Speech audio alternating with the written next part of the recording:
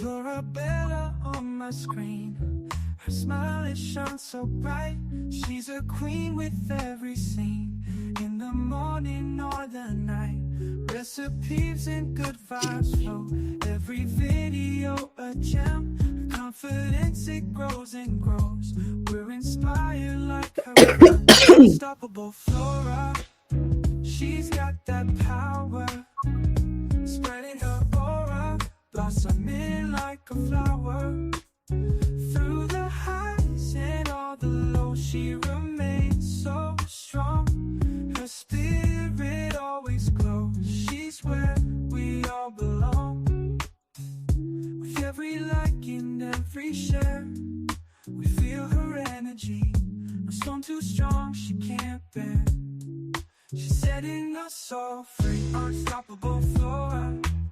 She's got that power, spreading her aura, blossoming like a flower. Recipes and good vibes flow. Every video a gem. Her confidence it grows and grows. We're inspired like her friends. Unstoppable Flora.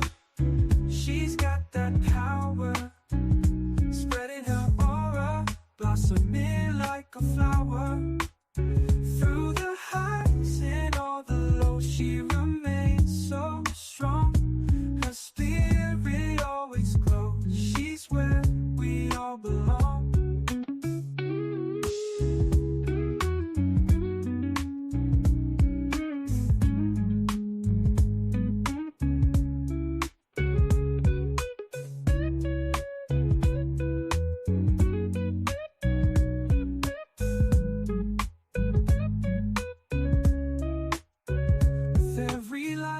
Every share, we feel her energy. No storm too strong, she can't bear.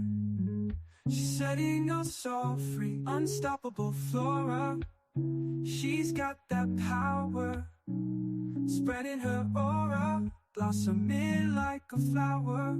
Through the highs and all the lows, she remains so strong. Her spirit always glows. She's where we all belong.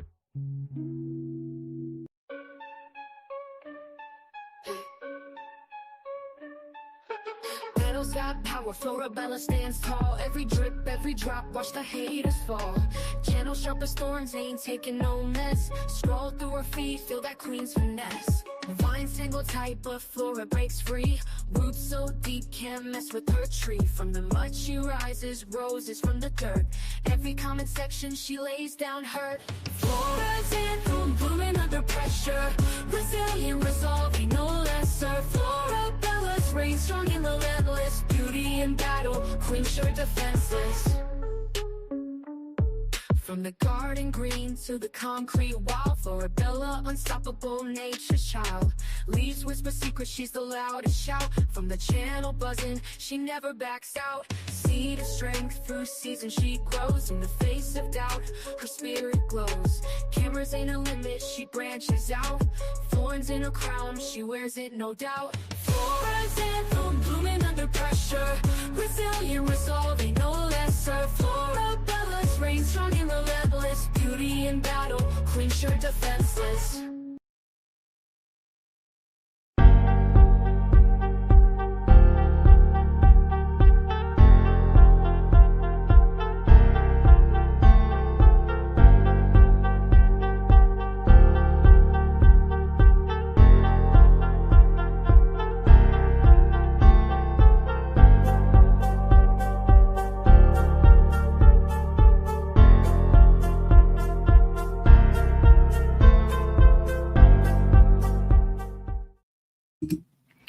Good morning, everybody. Good morning. Happy post-Christmas. I hope you guys all had a good holiday. Hopefully you enjoyed the time with your family. Hopefully you got some nice gifts. Maybe you had a relaxing day. Anyways, I just hope that it was great. All right. So, sorry for my little intros. I want to make sure I have everything all my ducks in order before I get going live, because we sit here and we look at these videos for a few hours. I want to give one update for the channel, and I know as people come in later and ask me about this, it's probably going to be more relevant, but I do want to say that at the beginning in case people are watching the playback. So I have to still get a time that works for myself and Ryan for the behind the body cam interview. So we're still working that out. When you're this close to the holiday, you just kind of assume you guys will be able to get back to each other in time, but it just didn't happen.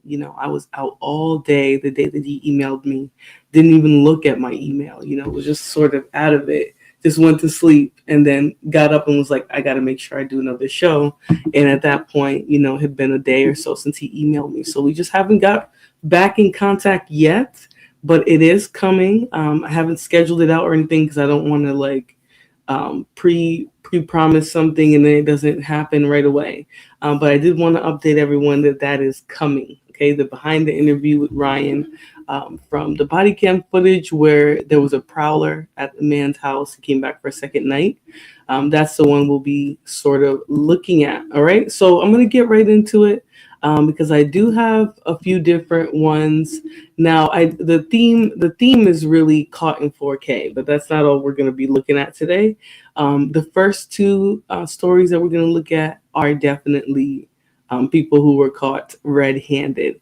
Now, the second story, which is a little different than what we usually do, is not body cam footage. It's interrogation footage and things like that. He calls 911. We're going to listen to the 911 call, and then he's at the station being interrogated, and it is just ridiculous. All right. He is crazy. So hopefully you guys are here and along for the ride. If you guys can do me a favor and just keep hitting that like button for me, right? I'm going to give you guys a reminder, but, want to make sure that we are stimulating the algorithm in that by hitting the like button. That's like a very easy thing that you guys can do to support me and the growth of my channel. Okay, so all right, we're gonna get right into it. I have it up here. This one is actually and I'm curious about getting more information on this particular one, but this is supposedly a Twitch streamer who was receiving a lot of financial donations from a male who is a viewer of hers.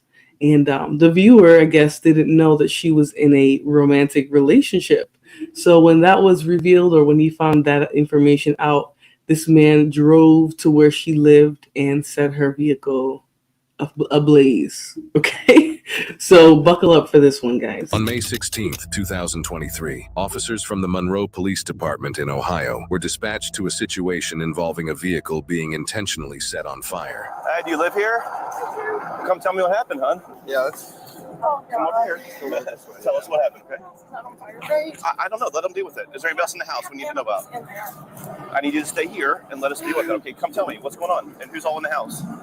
Nobody? No, just my bird and my two cats. Okay, well, they're taking care of that. Let's take care of you real quick, okay? It's just you by yourself, so. I was dead asleep. Yeah? And he said, who's outside? We've got cameras on the house. He said, who's outside? And I said, what are you talking about? He said, who's the man that put something on her car? Because he's at work. And I guess he notified him that somebody was outside. So he looked and he said, there's a man putting something on her car. Okay. And I pulled it up. I said, oh my God, hold on. When the victim says she, quote, pulled it up, she means their house surveillance footage, which shows the entire crime being committed. The suspect, wearing a loose-fitting pair of lighter-colored sweatpants, latex gloves, a darker-colored shirt, a hat, and a mask, sets a box-shaped object on the vehicle. He then sets another object on top of it with a fuse-like wire sticking out of it. The suspect lights it with a lighter and walks away, which leads to the entire front end of the vehicle being engulfed in flames. Came over, set a square box on top of her car.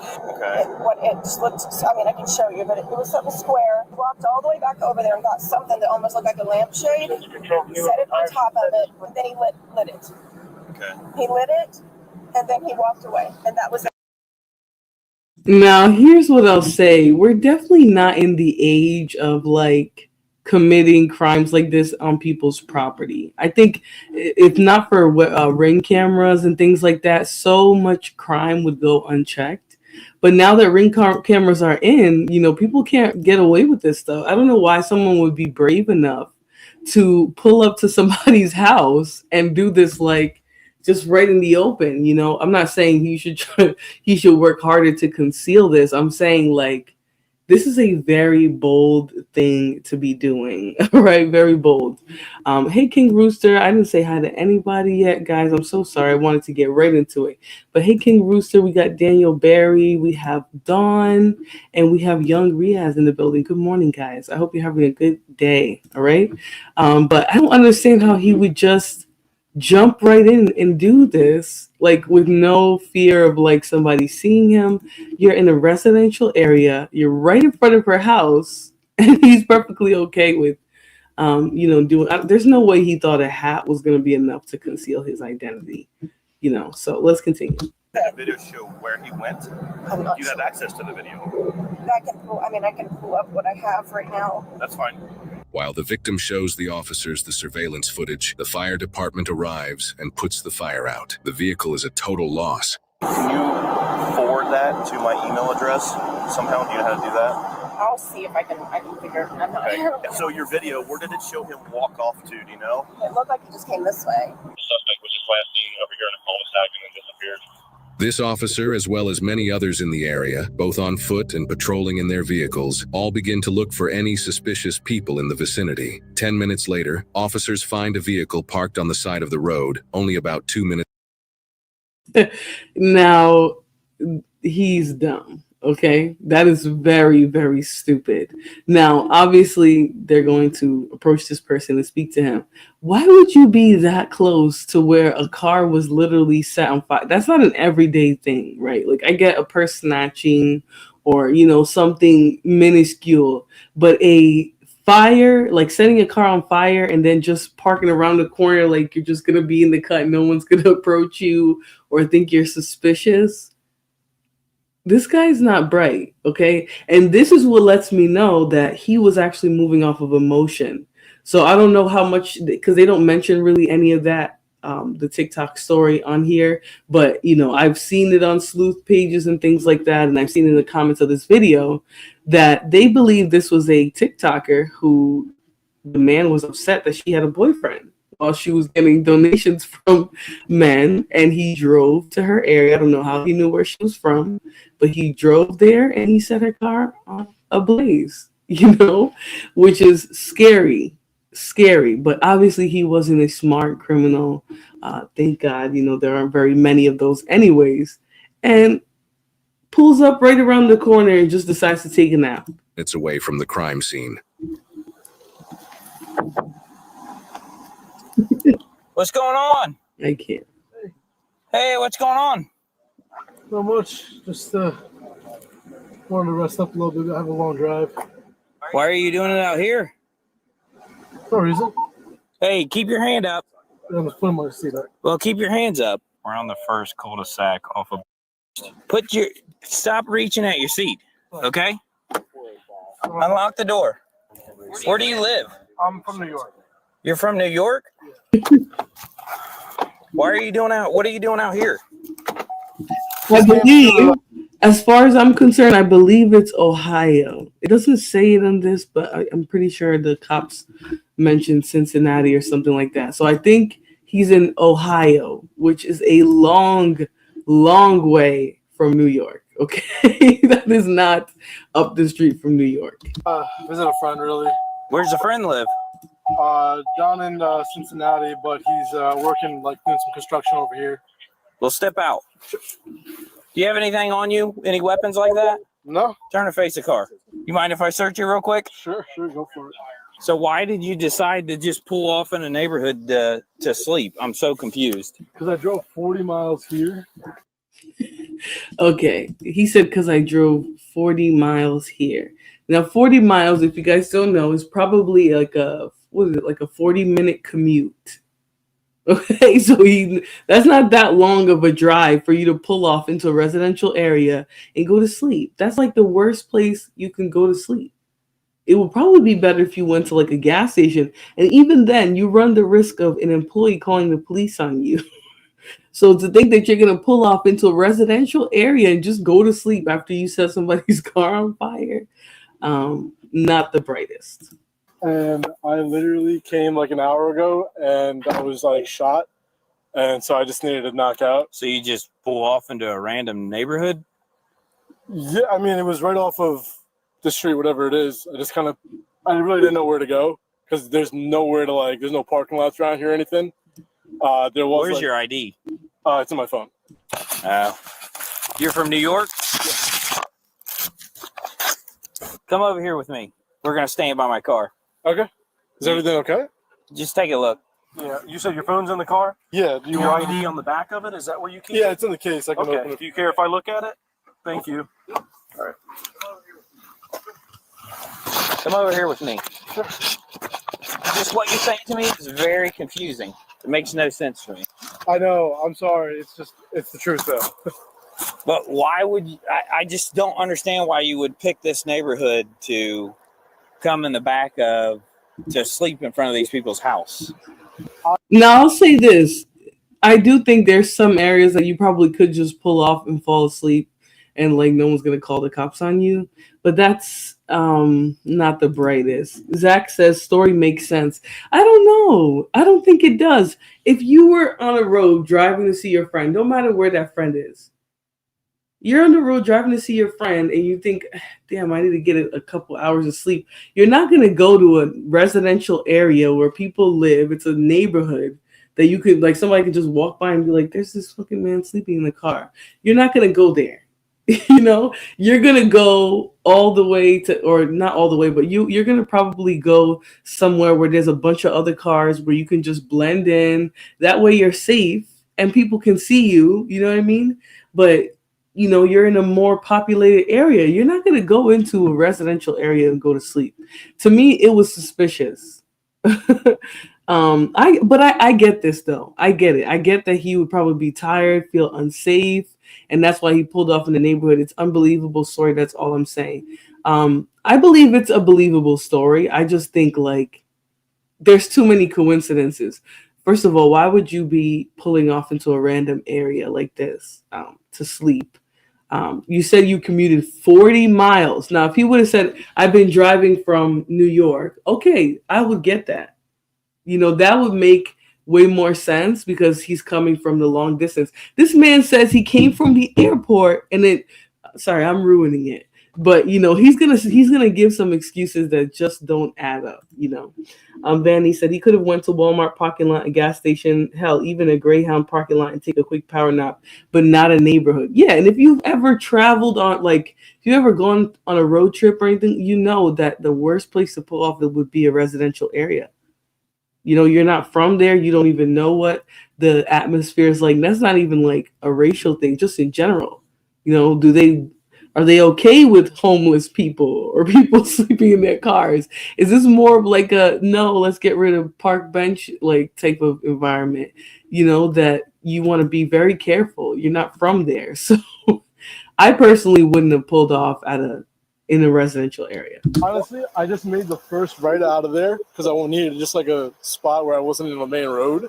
And I'm sorry if like they called the cops or something because they probably thought I was, I don't know, doing something weird here, but I swear, like, I'm not doing anything crazy out of left field or anything. You mind if we search your car? No, please, go for it. The reason why I ask is because there was somebody who set a car on fire.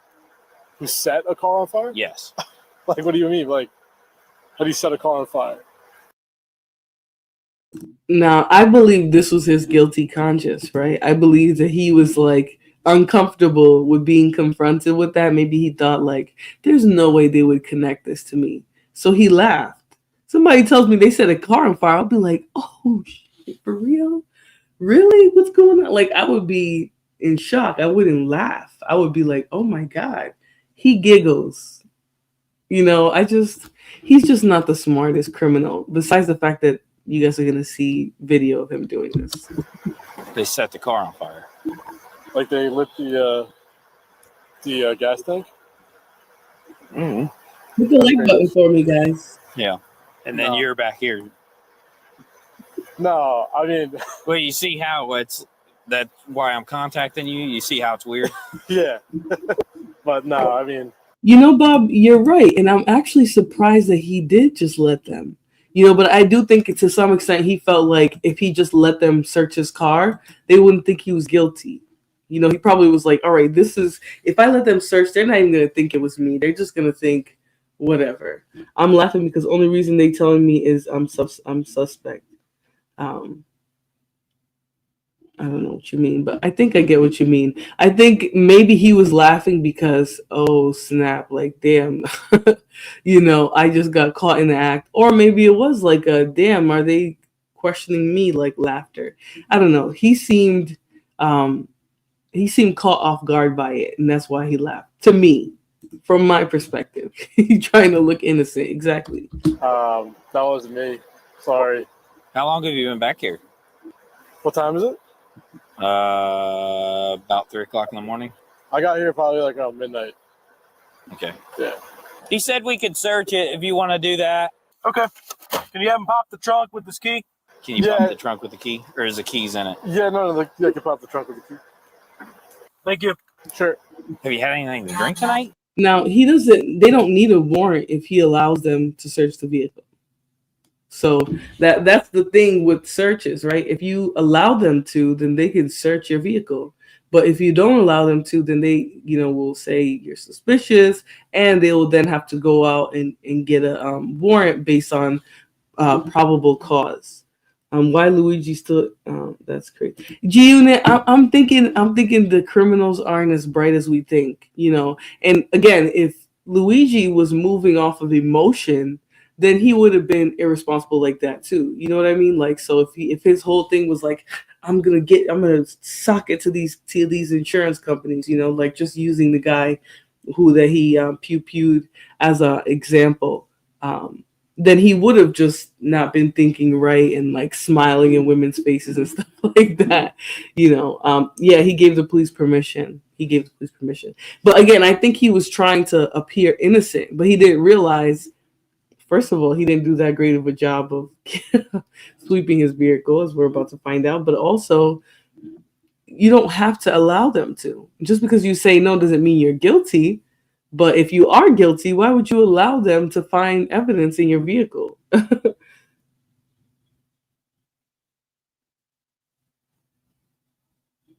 Hudson Hayes said it's his business. All right, y'all tried that on the road. Try it. No, I don't. Okay. Yeah, I don't. You'll get a different response. You'll get a different response in every area that you do it. I promise you, because people aren't just like you're not just gonna sleep in your vehicle in some neighborhoods. Now, in other places, it's just people just mind their business. They don't be worried about nobody. You might get away with it, but just to be traveling in general and just think you could just pull off into any residential area and sleep, you're wrong. Okay. I do it all the time when I travel. I don't think you must go to very many different places, because again, a residential area, there's gonna be people for the most part like, oh, why would you be, thinking about why a person would be on a residential street just sleeping in their car? You know what I mean? That's not like a normal. The police are gonna tap your window. You sleep in a Wendy's parking lot, somebody's gonna tap your window. But for the most part, I think the best case scenario, because it's not that big of a deal to be going back and forth about it. Best case scenario, go somewhere populated so that you're not targeted as an individual sleeping somewhere. He was hoping he gave permission they wouldn't be thorough in their search. Yeah, he probably thought they would just look around, and be like, okay, that's enough, you can go. Yeah, homeless people do it all the time. They definitely do. Just be sleeping in their cars and places. But I think that even homeless people know they can't just sleep anywhere. If you ask them, they'll probably tell you, hey, I got to be strategic, park my car here, there. Some people, their cars are being towed. You know what I'm saying? So, yeah.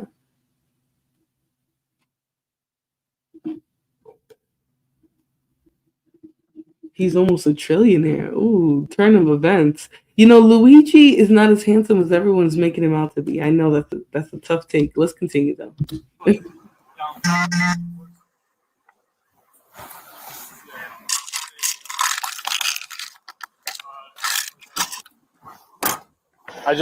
I came because I landed at CVG, and I drove. It's like 40 miles, and I was already shot from the freaking flight. So where does your friend live? Somewhere like down there, but he works up here. Somewhere down there, but he works up here. That's even worse. So your friend's house is nearby, and instead of going to park, even if you have to wait outside his house where no one will probably bother you, right? You would rather park in a street up the road as if you're insinuating. Like, it doesn't really make a lot of sense. Okay. Yeah, I'm aware. You just came from the airport and you're just going to be driving around aimlessly waiting for your friend?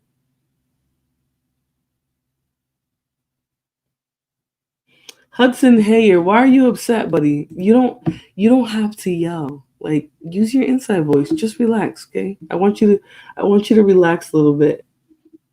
Take it easy. It's no big deal, okay? You'll be all right. The point that I'm trying to make here is that not everywhere is a safe place to sleep. Right? Some people will call the police on you in certain areas. Some areas you could probably get away with it, like I said. But I think everyone's best bet is to be in a populated area. So not only are you in a particular area, but you're also visible, safe. Maybe there's even CCTV footage or cameras where someone will have seen you if you've been there. You know what I mean? Like, you would rather be somewhere where people know versus cut off in the cul-de-sac or neighborhood, sometimes you just gotta let them have their little meltdowns. But yeah, definitely gotta take it easy. Let's continue. Near CVG, near the airport. Yeah, but I'm about to bounce if everything checks out here. Cold? It's warm. Let me ask you. You be honest with me, okay? Yeah, sure. Are you waiting for somebody to get back in the car with you? No, absolutely not. Because if you be honest with me, things will be a lot easier. Sir. But if you're lying to me, then we're gonna have some issues. I understand, and trust me, I'm from New York. I've ran into cops before. When getting pulled over for speeding or something like that. Like, I know the best policy is to be honest, and I'm not waiting for anybody. And I didn't set anybody's car on fire or anything like that. Promise you. Oh boy. And this is what I get. I think he's trying to think that if he is cool, calm, collected, open, that the police will assume he's innocent, that they're not going to do their investigation and they'll just let him go. Buddy, you're caught. Okay, you should have drove a little bit further. Hudson, goodbye, honey. I hope you have a great day. I hope it's better than how you've displayed it to be today. You seem a little, overworked. But I hope you enjoyed the video and I hope you hit the like button on your way out. The police constantly lie. Yeah, and they would even tell you you're not going to be in trouble, buddy. We just want to search your vehicle. Honey, if they're searching your vehicle, they're looking for something. Okay, there's already an issue. HM said, wear the glasses. I don't know what you mean, buddy. I do wear glasses, but I don't have them on because the room is sort of dark with the light right here, and that irritates my eye. But this guy's not smart. I think he should have, if he was going to just pull off, he probably should have did a better job of concealing things. And also, you don't have to, especially if you're innocent or if you're guilty, right? And you're guilty. Why allow them to get involved? Why let them get in your vehicle and look? Just say, hey, I'm not comfortable with a search. I would prefer a search warrant. You know what I mean? Make it a little difficult for the officers, but he just handed them a dub. This is an alley-oop for the police. So let's continue. Yeah. Not on any drugs or anything. Okay. I don't drink. So I'm sorry. But... Well, give me a minute. Yeah, take your time. Sure. Have you had a good look at who it was? I got this mail over here, but I'm not finding anything that would relate him to it. Right now, we're just going to figure some things out, okay? So You're not free to leave until we do that, okay? And then we're waiting for your information to return. My information to return? Yeah. And they are they're doing a good job of like keeping him calm too, like not insinuating that they're gonna arrest him when that's exactly what they're gonna do when they eventually do what they do. But they're doing a good job. Like they're like thanks, pretty much thanking him for allowing them to work with things, but telling him, hey, you can't leave. Hey Lana, threw away everything less than 10 feet away from the car and thought the cops would never find out he's not a bright criminal. He's not. I'll tell you that. And people are allowed to refuse a warrant. People are not allowed. People are not allowed to resist the search. You definitely can resist the search. I just think that they will try to play it to like, oh, you're guilty if you do. Your ID. We ran your ID. Oh yeah, okay, that's makes sense. Sure. The only problem, see where we're coming from? Yeah. How far? I mean, if that was your house, wouldn't you be a little creeped out? I thought that's what happened. I thought they called the cops on me because I was sleeping over here, and I was like, shit. Like they're just gonna think I'm like trying to rob them or something. But no, like something like that. I honestly just made the first right off that road. Made the first right because I was like, yo, I need a place to just knock out for 30 minutes, and it ended up being a few hours. But yeah, I wasn't trying to hurt anybody here. This officer has now sent a picture from the surveillance footage that shows the suspect so he can compare it to this man they're investigating. Yeah.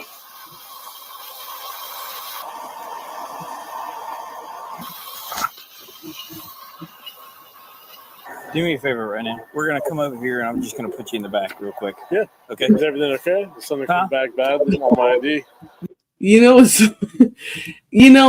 Almost because he's been so like cordial, they're like, we're gonna put you in the back. All right, we're gonna put you in the back of this car. And even if they don't, I don't remember if they cuff him up right away. It's pretty clear that he's going to jail. If you guys could do me a favor and hit the like button for me, I would greatly appreciate it. We got 292 people in here. We're just getting started. We got some good content. I would appreciate if you guys hit the like button. But he just, they're like, we're just gonna put you in the back. We're just gonna arrest you. You're just gonna go to jail.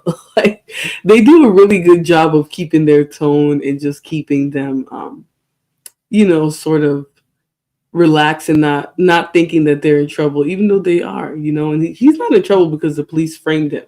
Because I'm not here to be, I love the police, but I'm not gonna sit here and act like people are getting framed all the time. We've seen enough body cam footage since I've started reviewing these just on my channel, like to understand that these cops are dealing with a lot when they deal with people, right? They're not all lying on people.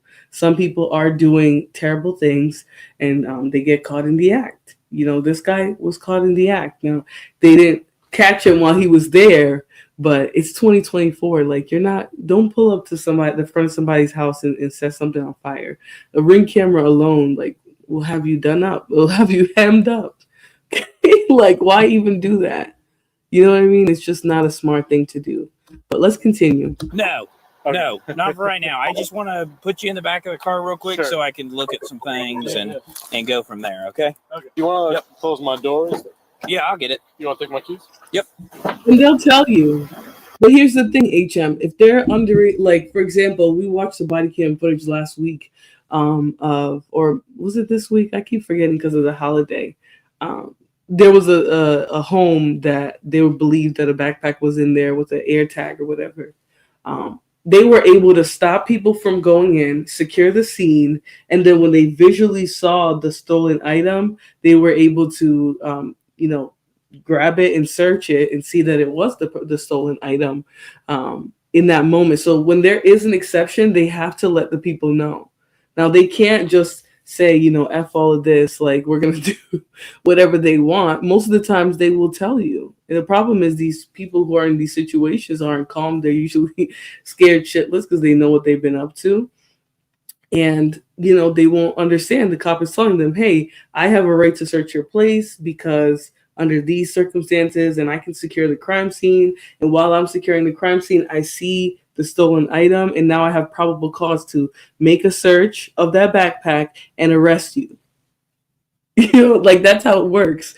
And a lot of times people think the cops aren't operating legally for the most part. They actually are. That's why when you you do stupid things like steal a backpack of somebody who has an air tag in it, right, and not remove the air tag, not even know to remove the air tag, and throw all the contents in your dumpster, you're making it easy for the police. You made it easy, like at that point. And I'm not saying you got to make it hard, but I'm just saying like they're not very intellectual people, these criminals. That's why they have the drug dog fake hit. Oh no. I respect that. Thank you. Oh, thank you. Yes, I'm a criminal justice major. It doesn't mean I am a expert in law, but my degree focused heavily on that. Now, my degree is called criminology and criminal justice, so I have a very psychologically based criminal justice degree.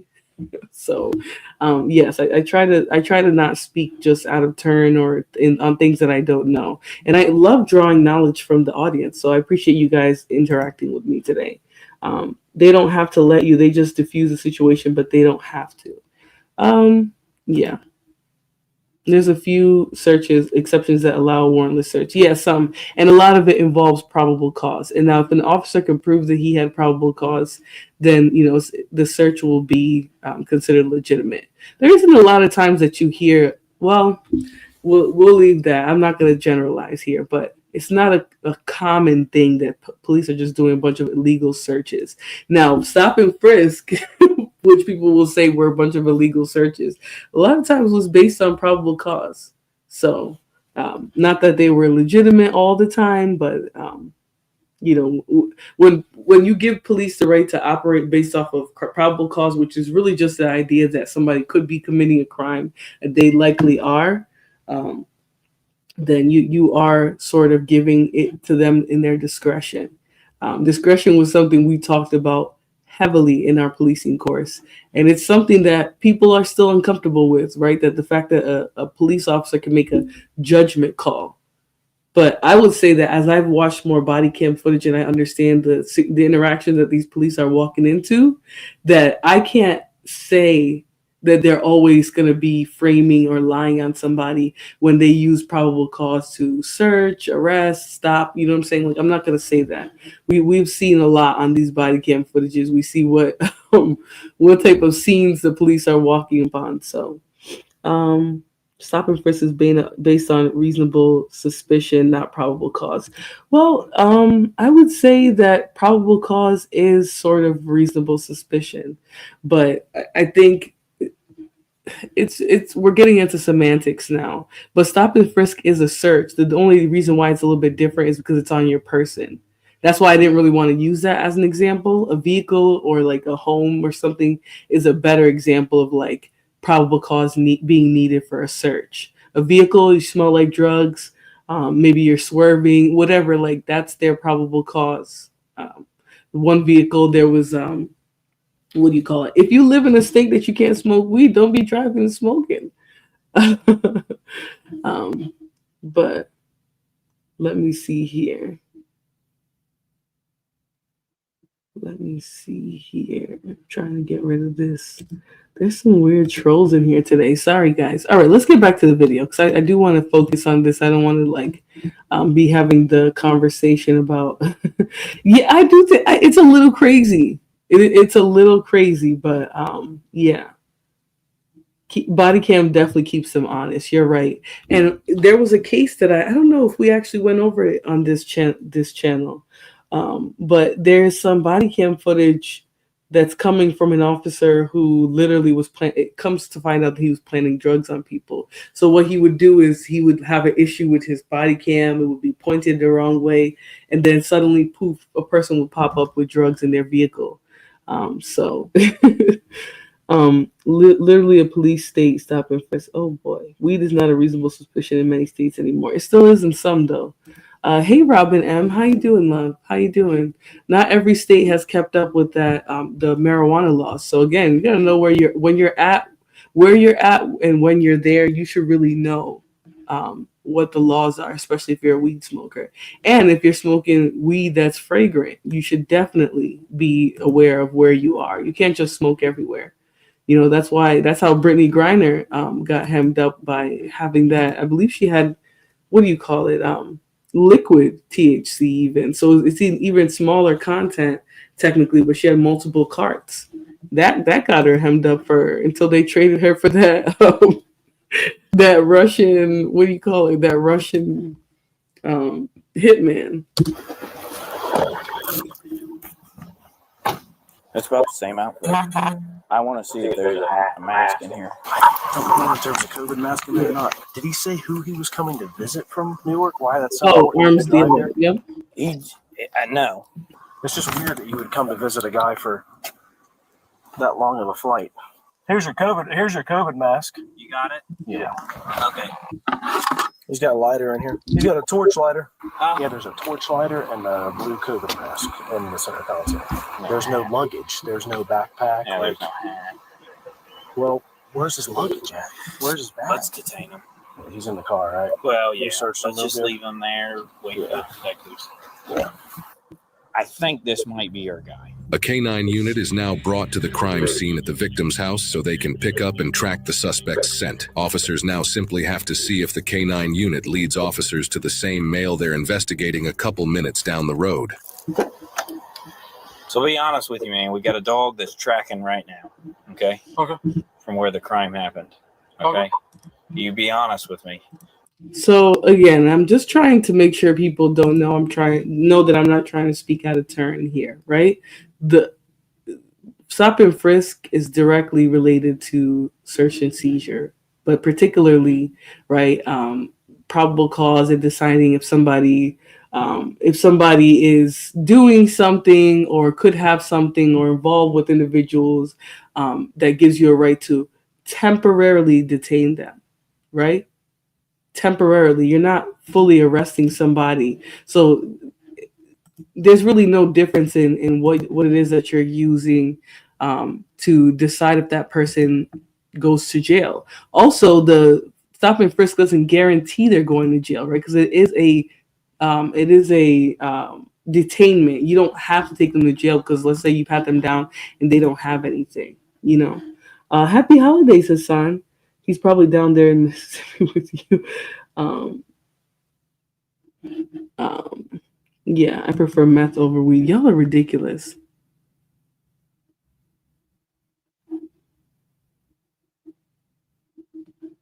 Oops. Let me go. Sorry, I'm on 2 different tabs right now. Let me keep playing. Is that dog going to lead straight to this car? No. I promise you it's not. Okay. All right. There's something in the back seat. You can see an impression, and you can see a piece of a glove, purple glove right there. Yep. And then there's an impression. Which there was a box. A box? It was like a box here. Yeah, that's a box. That's the shape of a box. And he's wearing the same shirt and the same outfit. I venture to say that he definitely needs to be talked to. Yes, he does. So I'm going to stop questioning now and let detectives. Yeah. Just give us 1 second, all right, man? So you're done. Okay.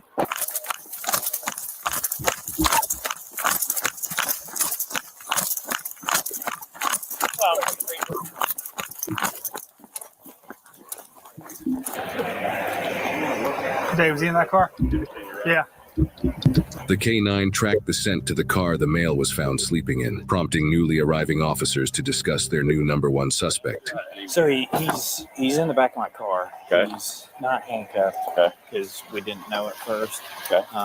He said that he's visiting a friend, and he pulled off the side of the road because he was too tired to drive. This He car said here? he said he's been here since 12 o'clock. Okay. And said that he hasn't moved. So if you want, I don't have a hat. That's the only thing I don't have. But if you want to look at him and everything, it looks like You identified him. It does. All right, so this is what I was trying to explain here because this person in the chat was getting on my damn nerves, okay?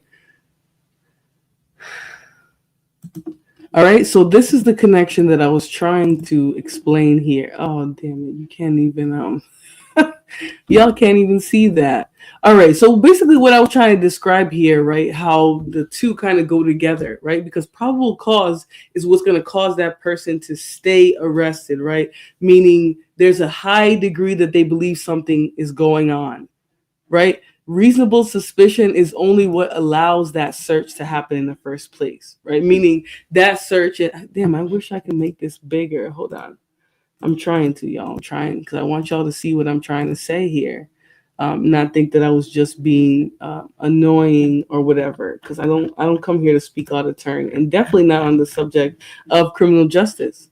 But if you read there, it says probable cause requires a stronger level of evidence to justify an arrest or search, while reasonable suspicion only allows for a brief detainment and questioning. Right. So if that person on the stop and frisk is stopped, they're not going to jail just because the cop decided to stop and frisk them, right? There has to be probable cause that would believe more, and that would cause them to believe with a surety. Like, for example, maybe they saw him come out of a building or in an area that is literally a drug place, right? That's how they would be able to keep him arrested and take him to jail. The suspicion is just to stop him. So that's what I was saying. Like, they could stop anybody, but the probable cause is what's going to be what's going to cause them to actually go to jail. The police to have found something, nobody was setting them up. You know what I'm saying? So it's like a literally the discretion that police officers have over arrests and how to engage with public citizens is wide. You know, it's very widespread, and it gives them a lot of room to play with. Hey, like, I'm dealing with a person in public. Now, this person is actually guilty versus they're not. Let me see here. If you go into settings, you can make the font size bigger. Yeah, I just blew it up, but it still is just giving me this fuzzy look on my end, which makes me think you guys aren't seeing it at all. So anyways, I'm going to continue this because I think that at this point, he's already given up his rights for the most part. You know, he literally said, you can search my car. You know, he was cool. He didn't appear anyway. He can't take this back now, right? Because if they find something, you know what I'm saying? Like, at this point, him taking it back would be like, oh, you know, I want you to be able to search my vehicle because I'm innocent. But now that you found something, yeah, it was definitely blurry on you guys' end. I don't know why it's like that. Like, it's PowerPoints and just like regular searches on Google, they come up so blurry.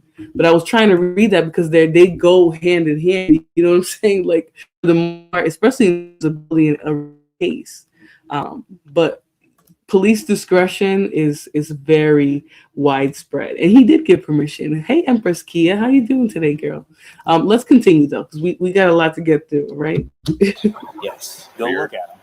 He's got a beard. Sure. He's got the same clothing. He's got the reflective shoes. Everything. Hey, how you doing?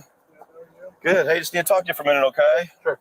Okay, I'm gonna read your rights real quick. You have the right to remain silent. Do you understand your rights? Yes. Okay.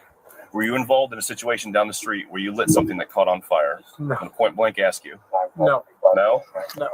Okay. I understand that you're over here visiting friends, but you parked over here for a reason. Is there anything else you want to tell me? Which he found something. That's not you? No. It sure looks like you and everything you're wearing. It's not me. That's not you, huh? Look a little closely. Your heart's starting to race a little bit more. Is it? Because it's not me. I feel like you're trying to tell me it's me, but it's not. It's not you, huh? It's really not. That's not you. No. No. Okay. Well, it's kind of funny how that appears to be you. Reflective shoes, pants, the shirt. No, that is not me. Man, I don't know what to tell you. That's just not me. Okay. Now, there are cases of mistaken identity. There definitely are, but I think it's pretty clear it's him. But there's even more evidence. I don't know why he's playing like this. Well, right now you're going to be detained until further notice. Okay, until we find out what's going on here. Okay. All right. Sure. Okay. We need to make sure that you're involved or you're not involved. Okay. So I'd rather you be honest with me when we talk about the situation and what's going on. Sir. No, you stay right there. Yeah. Be honest with me and tell me what's going on, because if I find out you're lying, we're going to figure out some more things going on here. And if I find evidence that points you that it's just you, it's not me. We're done. Okay. Sir, it's not me. I promise you. You know, they did give him a chance here. Now, if he probably thought he covered all his tracks, but it's just like they gave him a chance. He should have just took it at this point. You know, they got you in the back of this car. You're not going anywhere, buddy. You know what I mean? I think he should have just said, you know what? It was me. I did it. He could have revoked permission at any time before they find anything in his car. No, not really. Because if they're in the middle of the search and they've already found something, you can't, like, you can't revoke the permission. They've already found something. So okay, you revoke the permission doesn't mean they put the stuff back in the car. They found it already. That was you gave them the legal right to search your car. It's not me. I picked the wrong spot to take a nap. I don't know anything about that. It wasn't me. I'm sorry. Okay. Well, there'll be other evidence we'll have to determine here in just a few minutes. But right now, like I said, you're being detained, so I'm gonna put handcuffs on you. Okay. Turn up, change them in your back. Go turn to there you go. Turn left. Do we have permission to look for your vehicle? Yeah. Look through your vehicle? Absolutely. We do? Yeah. You have consent to do so? Can you tell me that on camera recording? Yeah. What is your first name? Again. Farhan. All right, sit that for a minute. I forgot to tell you too. He has a perfect box impression in his back seat. Okay. Like that package that was on the car. I can say it's probably pretty darn close. Here, I agree. If you look in the center console, there's a COVID mask and a torch in the center console in there. This is what I'm saying. At this point, get a lawyer. You're gonna tell them, yeah, you can search my car. I don't got nothing. Like he must have been confident. Like he really thought he got rid of everything and he was good. But nah, you don't, like, especially if you know you did it. Like if you know you did it, just cover your ass. Say, hey, listen, you can't search my car, and I need an attorney before I talk to you guys again. You did it. Why even let them look for more evidence? In the center console here? Okay, well, if you guys already had consent from him? Yes. Okay, if you've already got all that, we'll just stop right here because there's no need for me to even go further then. The dog picked up hard coming down, and came down here, and as soon as we hit this street, he picked up super hard. Because he said, you'll know when he's tracking, he said, because he'll start basically jogging. And we was jogging here, as soon as we hit this street, he was like... While searching the area around the suspect's car, officers found multiple plastic bags with a hat, multiple sets of latex gloves, and another mask within them, not even 10 feet away from the vehicle, underneath a pine tree. Got his gloves and everything. Yep. Can you explain why no more than 10 feet from your car is a hat that matches the... You see what I mean? And this might be why he thought he was good. He's like, I threw this away from my car. They're not gonna go over there and look for it. Come on, I'm good. I'm gravy. Yeah, you can search the car. Now look at him talking about not even 10 feet from the car. Like this has to be one of the dumbest criminals we've seen on here. The exact picture from the suspect in the video. I can't, but Are your fingerprints going to be on that bag? Maybe. I don't know. Is your DNA going to be in that hat? It shouldn't. Okay, so there's no way your DNA can be in that hat. So when we test it, we're not going to find your DNA in there. Yeah, I mean, you shouldn't. I guess I'm a little confused. This is a pretty random, off the beaten path area. I did see people walking around. Okay, this is a very random area to be. Yes. Now look, when I was asleep, somebody might have come thrown a bag there. I don't know. We'll be back with you in a bit, okay? I got pretty much everything over here that says you got gloves and a mask. In the other bag, you have gloves, a receipt, a mask, something else, and a hat. So this is everything he was wearing. It's going to be him, bro. Okay, so the hat, the gloves, receipts are all in that bag. I haven't looked at the receipts yet, but there's receipts in there. So obviously they're going to be checking video from the stores that those receipts were used at. This is the last time I'm going to say it. If you have any involvement in this, now's the time because things. From what I heard, this involved a TikToker, like I said in the beginning, who had she was getting a lot of financial support from, her viewers on the internet. And I guess one of the viewers found out that she was in a relationship. She had a husband, actually. And he was upset. He was like, damn, I'm over here, helping this lady. And she got a man, but he didn't understand, obviously, that it's a business. When people are dedicating their life to do things online, doesn't matter how you feel about it. It's a business to them. It's something that they're doing with the hope of benefiting from it. So I don't know why he would think that because she has a husband, she betrayed him. That's just what people are saying. The video doesn't confirm much of that, but that's what's being said in the comments, Reddit, and things like that. So let's finish this video up, and then we got another one. The next one is shocking. These are kind of spiraling out of control if you're involved in this. I'm not the one that gets my hands dirty. You should say that. I didn't. Are you suggesting that somebody else did it for you? I'm not suggesting anything. I'm just saying I didn't do it. Okay. All right. We're going to have one of these gentlemen take you back to the PD. We're going to have to get a search warrant for DNA. Okay. Get a search warrant for your phone. Based on what I've got out here right now, I have more than enough to charge you with this crime. And that's an F1 ag arson. Please don't do this to me. I didn't do this. I'm not the guy. I'm not saying you are or you're not. But okay. You're putting me through this. It's gonna hurt my family in a really, really bad way. We'll get it figured out. Right now, I'm just being honest with you. It doesn't look good. Well, yeah, one of these gentlemen will take you back to the PD and we'll get it figured out. In addition to all the evidence so far, people who live in this area also have surveillance footage that caught the specific times that the suspect parked on the street. Officers discuss these specific times and relate them to the suspect's claim of being parked there since midnight. 2:21 is when it got. See, this is what I'm saying. Like, it's 2024. You can't be doing this silly stuff. You can't be doing this silly stuff. You will get caught by everybody's camera. Everybody's camera. It's I believe it's Twitch, Zach. Everybody has a camera now. Especially let it be a nice area too. Right? Even when it's not a nice area, especially when it's not a nice area, they have cameras. But let it be a nice area. People are going to have video footage of you on every corner at this point. That's why facial recognition and things like that, those programs are so successful because of all the cameras that are just publicly available. They're racially profiled. That's not a black man. That's not a black man. He looks like maybe East Indian, maybe. I can't really tell. But, so let's save that. That's not what we're here to do today. Okay, let's continue. At 2:27 is when they're saying they saw a video of him coming in here. So him being here since midnight is not correct. No. So they actually, you saw a video of him coming up when? That car. The car came when? After the call came out. Right. Yeah. So you said you came out here around 12, around midnight? They got video of you pulling in here around 2:25. You've been lying to us from the start, man. So we're taking you back to the PD. We'll go from there. But when is the hearing? I don't know yet. It'll be up to the courts.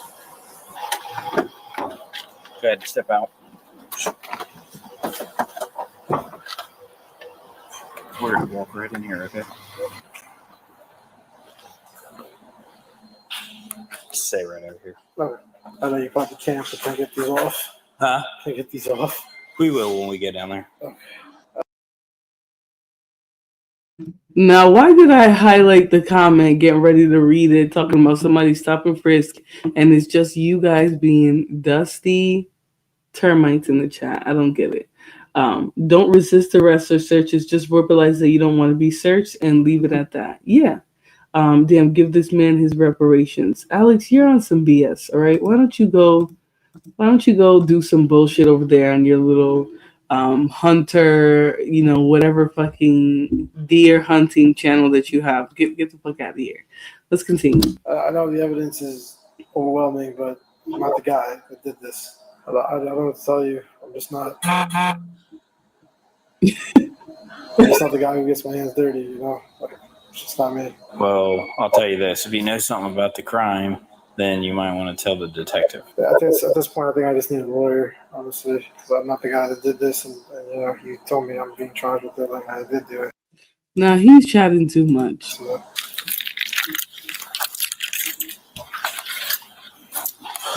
Farhan, the #1 suspect, was charged with aggravated arson, breaking and entering, and possession of criminal tools. His vehicle was towed and impounded as evidence. He is innocent unless proven guilty in a court of law. Now, off the record, but most cops can tell when you're lying. Hey everyone, I'm John, and I appreciate you for watching. Now, every year, police and fire departments face a troubling rise in vehicle arsons. And in fact, these arsonists can cause devastating financial losses, not just to vehicle owners, but to entire communities as well. Now, in my rookie years, I once had to hold a crime scene on last walked out of a vehicle set on fire. And I remember thinking, why? Because normal people just don't do this. After the scene was clear some hours later, I found out that the vehicle was connected to a homicide in another district, and the people connected to it were attempting to destroy evidence. However, detectives, of course, took the kill.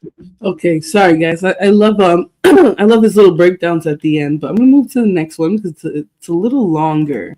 It's on the longer side, and it's actually technically a police interrogation.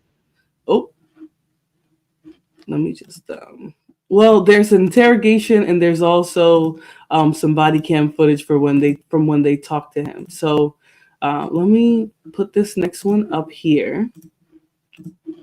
And this case is actually very troubling for me because this was happening in a school. There were many women around who understood what was happening, and they didn't do anything, I feel like. So it's very disturbing. I just want to give that. I want to also give a trigger warning. This guy is accused of assaulting a child on camera, and it was all filmed, and there was people who knew it was happening while it was happening and didn't do anything. Just a very disturbing situation all around. All right, and this is going to be, but this one is a little different. It's a culmination of body cam footage, interrogation, and some other stuff. Like, he just, this situation was actually very unfortunate. Oh, you know what? Actually, I'm wrong. This one is body cam footage, but they also, I'm not mixing up the details. I'm mixing up the details. It's all body cam footage, but you're going to see that the people at the school just sort of knew it was happening and didn't do anything. That pissed me off so badly. There were people who walked in on the situation. They didn't do nothing. And then when you figure, this one is very crazy. Okay, the next two of them are crazy, but this one was caught on camera, and the next one is interrogation. So let's continue. There's a security camera in that room. There is. Yeah, and it caught everything on camera. You don't think he was playing with you? Playing? Oh no, ma'am. He's going to jail tonight. You hear that? So that's a lady who works there. She says you don't think he was playing with him. Right? She's even questioning after calling the police. Police are called to a small private school in Ocala, Florida, after the principal is accused of trapping a 5th grade student in a room and assaulting him for nearly an hour. The following report is based on police records, and most of the footage has never been seen before until now. Please note that the suspect in question... I can't remember if I said hello. Hey, Bridget Renee. How you doing, girl? Merry Christmas. I hope you had a good Christmas, a good holiday. All right. Let's get into this one. And all persons charged with a crime are presumed innocent unless and until proven guilty in a court of law. How you doing, sir? God bless you. How you doing? Do you know why I'm here? Yes, we had called because we just got a report that that our principal mishandled one of our kids today. Your principal did? Yes. Do you have a video of it? Yes. Yes, they have a video of it. That's the executive principal right now. We have a video of it, but the person who can put it up is on their way in maybe about 30 minutes before they can get here. Are you the one that called 911? She called 911. She's our pastor. I'm the founder. She's the founder of the school. Destiny Leadership Academy is a Christian school started by Lily Tuggerson, known as Apostle T to her congregants at Immerse, the Pentecostal church nearby. So that's always going to be a red flag for me. I'm sorry. I don't trust these churches. I feel like they don't understand that they operate under the law. I think a lot of times they feel like they can make exceptions for people. And that's not just, black churches or anything. That's all religion. I feel like they operate mostly under their own umbrella of rules and things like that. So, and I think in their schools, a lot of times they deal with things internally versus getting the law involved like they're supposed to. So this was a red flag for me, by the way. It's clear immediately that the line between school employees and church followers is somewhat blurry. Now, we haven't talked to the parent. The parent doesn't know? I don't know. We are not sure. She hasn't called us. But we haven't talked to him. When did you find out about this? I found out about it about 6 or 7 o'clock this evening. Okay. The teacher called me, and she came to the church and told me about it. I told him we're going to call the sheriff department right now. Neither the child nor the principal himself are still on campus, leaving the police with only names and descriptions at this point. So at first I was questioning, like, how could they just walk away from the situation? Nobody, nobody calling the police, nobody getting involved, right? Like, how could they just send everybody home with this kid in the condition that he, ends up being in this situation? It's absurd. His name is Donnie Prophet. His last name's Prophet? Yes. He would do something like that. How old is the kid?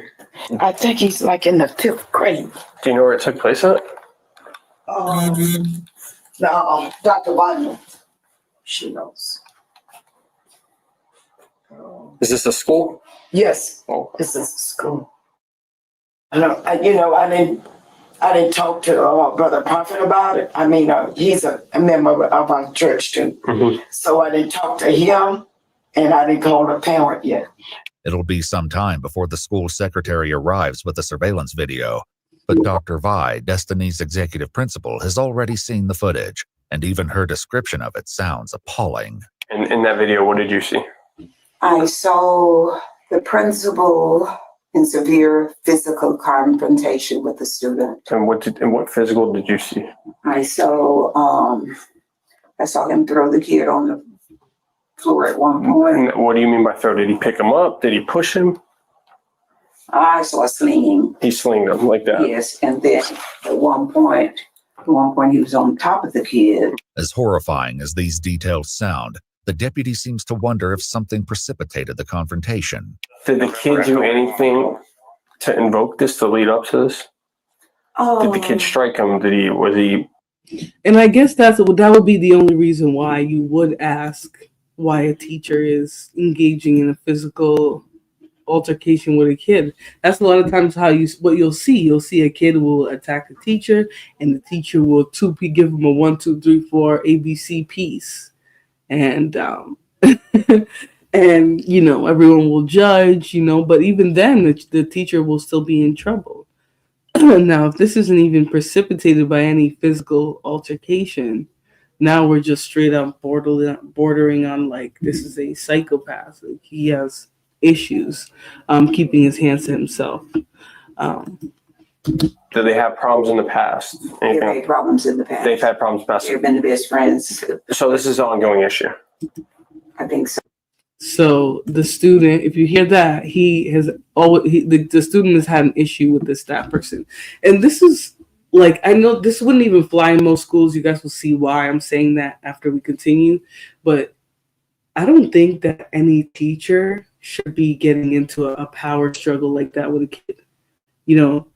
I think as soon as a teacher starts getting involved in, like, a power struggle, that there's no more therapeutic, there's no educational, there's no, like, learning relationship that's going to happen anymore.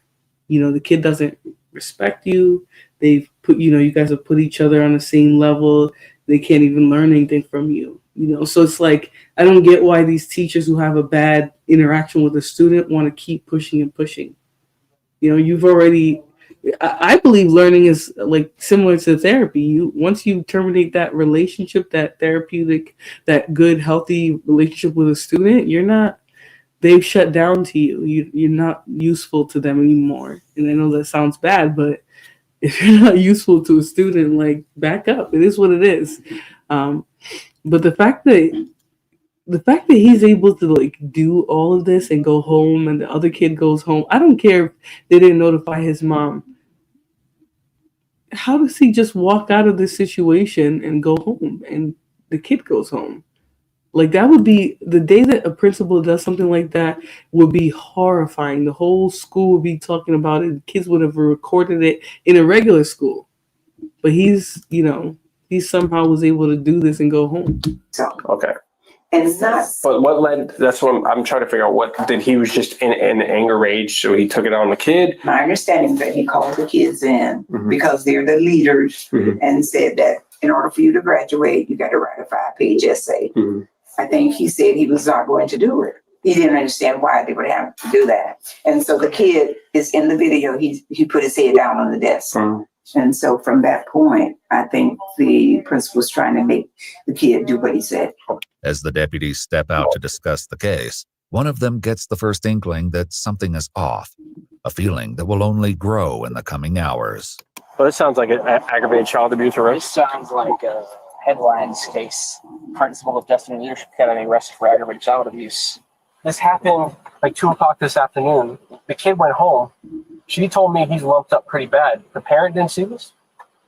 The parent didn't see the marks on this kid's face?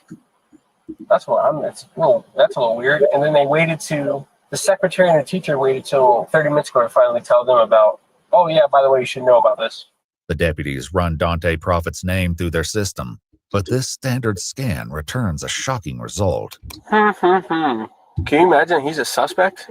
Another case? He just got arrested last year. For what? Appreciate the help. Battery? He got arrested on a warrant last year. He got arrested on a warrant and he's private school. He got arrested for a probation violation, felony 1 count, attempt to commit interfering with child custody. As stunning as this revelation is, the deputy soon realizes that he hasn't seen the worst of it. Lewd and lascivious molestation. You're joking. Swear. So you heard that. Then I wanted to skip over that really quickly. He has charges, that did end up being reduced, and he didn't have to register on the list, but he has charges against him for crimes against a child. He has crimes against a child as something on his background. Now, whether they believe he was falsely accused or not, because the charge was just reduced. Why would you have this person in charge of children, much less doing something physically aggressive to a child like this and operating freely? So you believe that he was vindicated from the last case, but somehow he ends up at your school and he's also putting hands and feet on kids? These women in the school, man, they 10-15 for it. Yeah. I bet they don't know that. I can't wait to tell them. As eager as the police. Now you heard that? He said, I bet they don't know that. I'm like, you know what I'm saying? Like, he was so ready to be like, look, we found out. Listen, Natasha, disgusting. But unfortunately, I don't think it's just a black church. I think it's all these churches. Zach, don't make me time you off. Zach, you got to get a little time on because you're being bad. Oops, what did I do? Where did my comments go? Oh, there you go. The chat disappeared for a second. This is so true, though. I think there's definitely like a coddling of predators in all these churches. All of them. It's very, very gross. But it's sad how blatant they are with it because they basically knew he was a predator.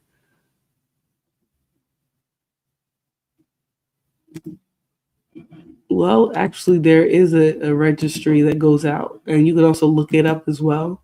But you can ask for the notifications from your school district, I believe. I think the school in my area has it on their website. So let's continue. Police are to share these details with the school's administrators. The reaction they get is nearly as surprising as the news itself. Question. Do you guys do screening before you do a hiring process? We do. Yes, we do. You do? Yes. Well, I just looked up Dante and... Yes, I know. We know that. Do you know of the serious charges that he has against him? He's been arrested twice on a Marion County alone. One for molestation? We didn't check any other One for counties. where? Child molestation. Okay, that's the accusation. Yes, that was the accusation. Well, he got arrested for it. Yeah. And then the other one is interfering with child custody. She said those were accusations. You see why I don't be on this? And I'm going to say this right here. This is why I don't be on that, oh, the black man, the government is setting them up, blah, blah, blah. This is why I don't be on that. Because it is what it is.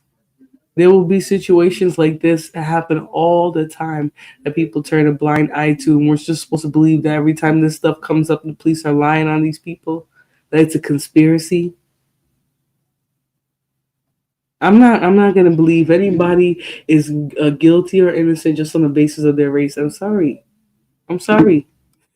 Some of y'all done did that shit, but will swear that it's a false accusation. It's the system trying to hem up a black man. I bet you they done said that so many times. That's the sad part. Let's continue. Felony. Is what? Interference with child custody. Felony.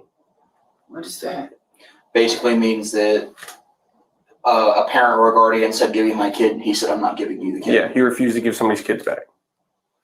So that means he took somebody's kid, or a kid went with him somewhere to his house or something, and he refused to return the kid after the kid was put in missing. A kid that's not his. Yeah, he's very protected. The revelation that school officials already knew about some of Dante's history is astonishing, and the deputy tries to make them understand the potential problem they have on their hands.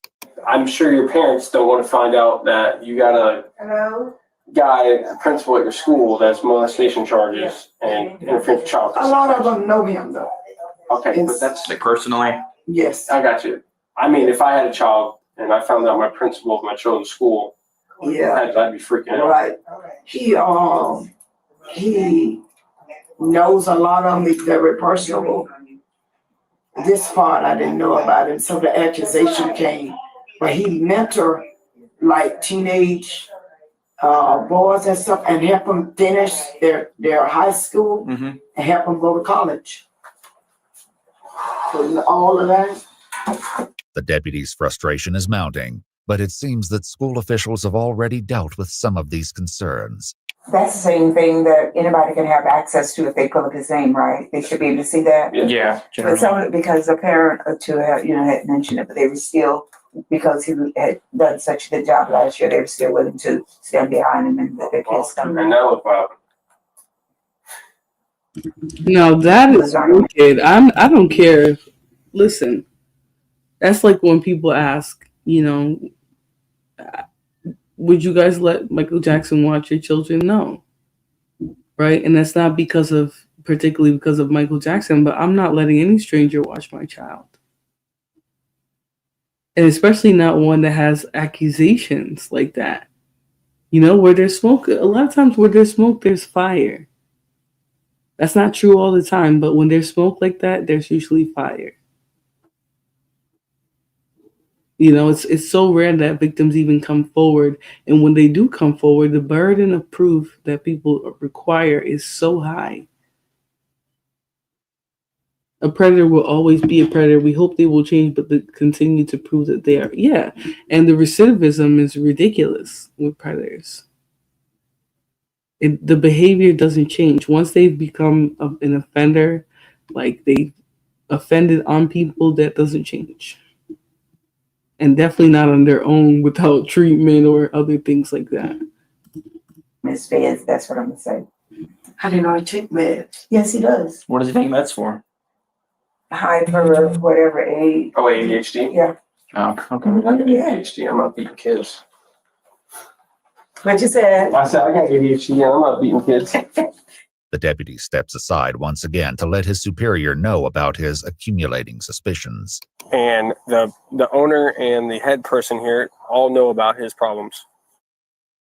And they're nervous as hell right now because they realize they know if when I watch this video and it shows what they're saying to me, I'm going to have to go arrest them.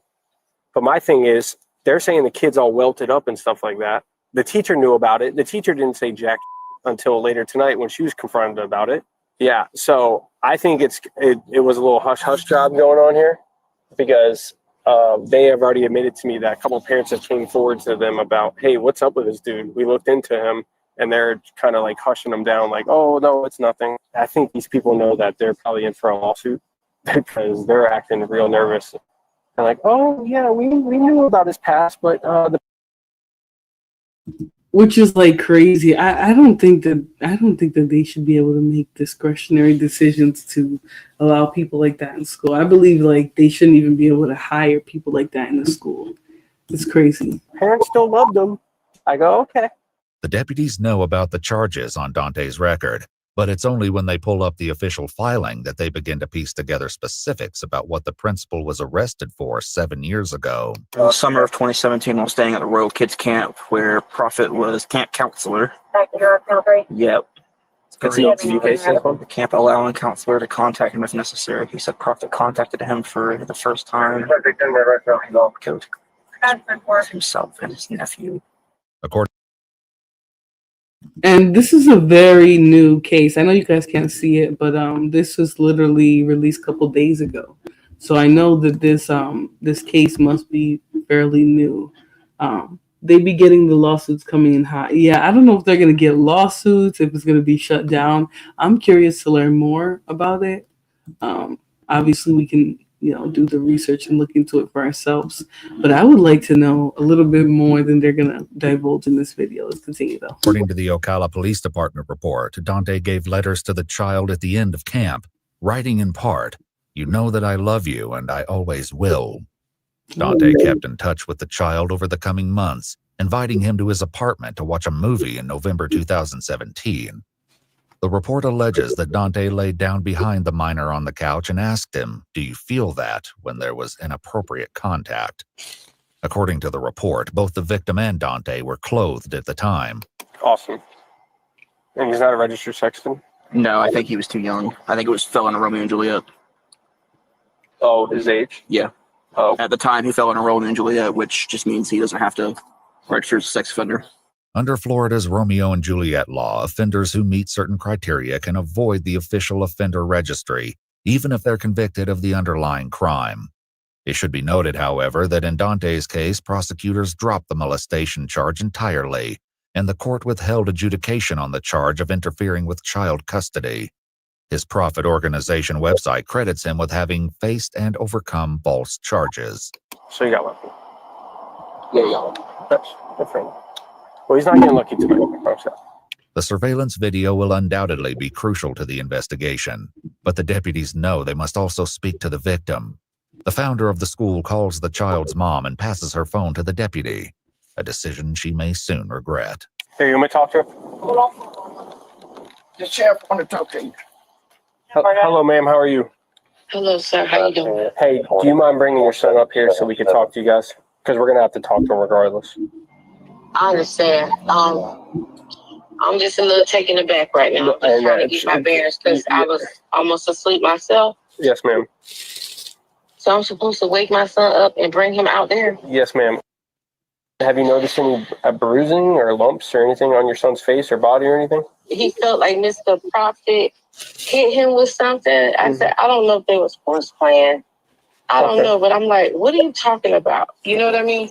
The mom ultimately agrees to bring him up to the school, but as the deputy hands the pastor's phone back, he notices something alarming in her recent call history. All right. Did you call Donnie Prophet? Yes, I did. Why? Why I called me? Yeah, don't. Why? And you know what's crazy? She's acting like, oh, I'm doing this because he did this. He's guilty, whatever. But why are you calling him to let him know what's going on? Why would you let him know what the police are planning when it's obvious he was beating that kid in the video? You know what I mean? Like she was playing so stupid. Like, why was she reserved about it? This is what I'm trying to understand. All these people, they're acting like this church makes a decision of whether or not to report something like this. No, some shit happens like this. You let the police know right away.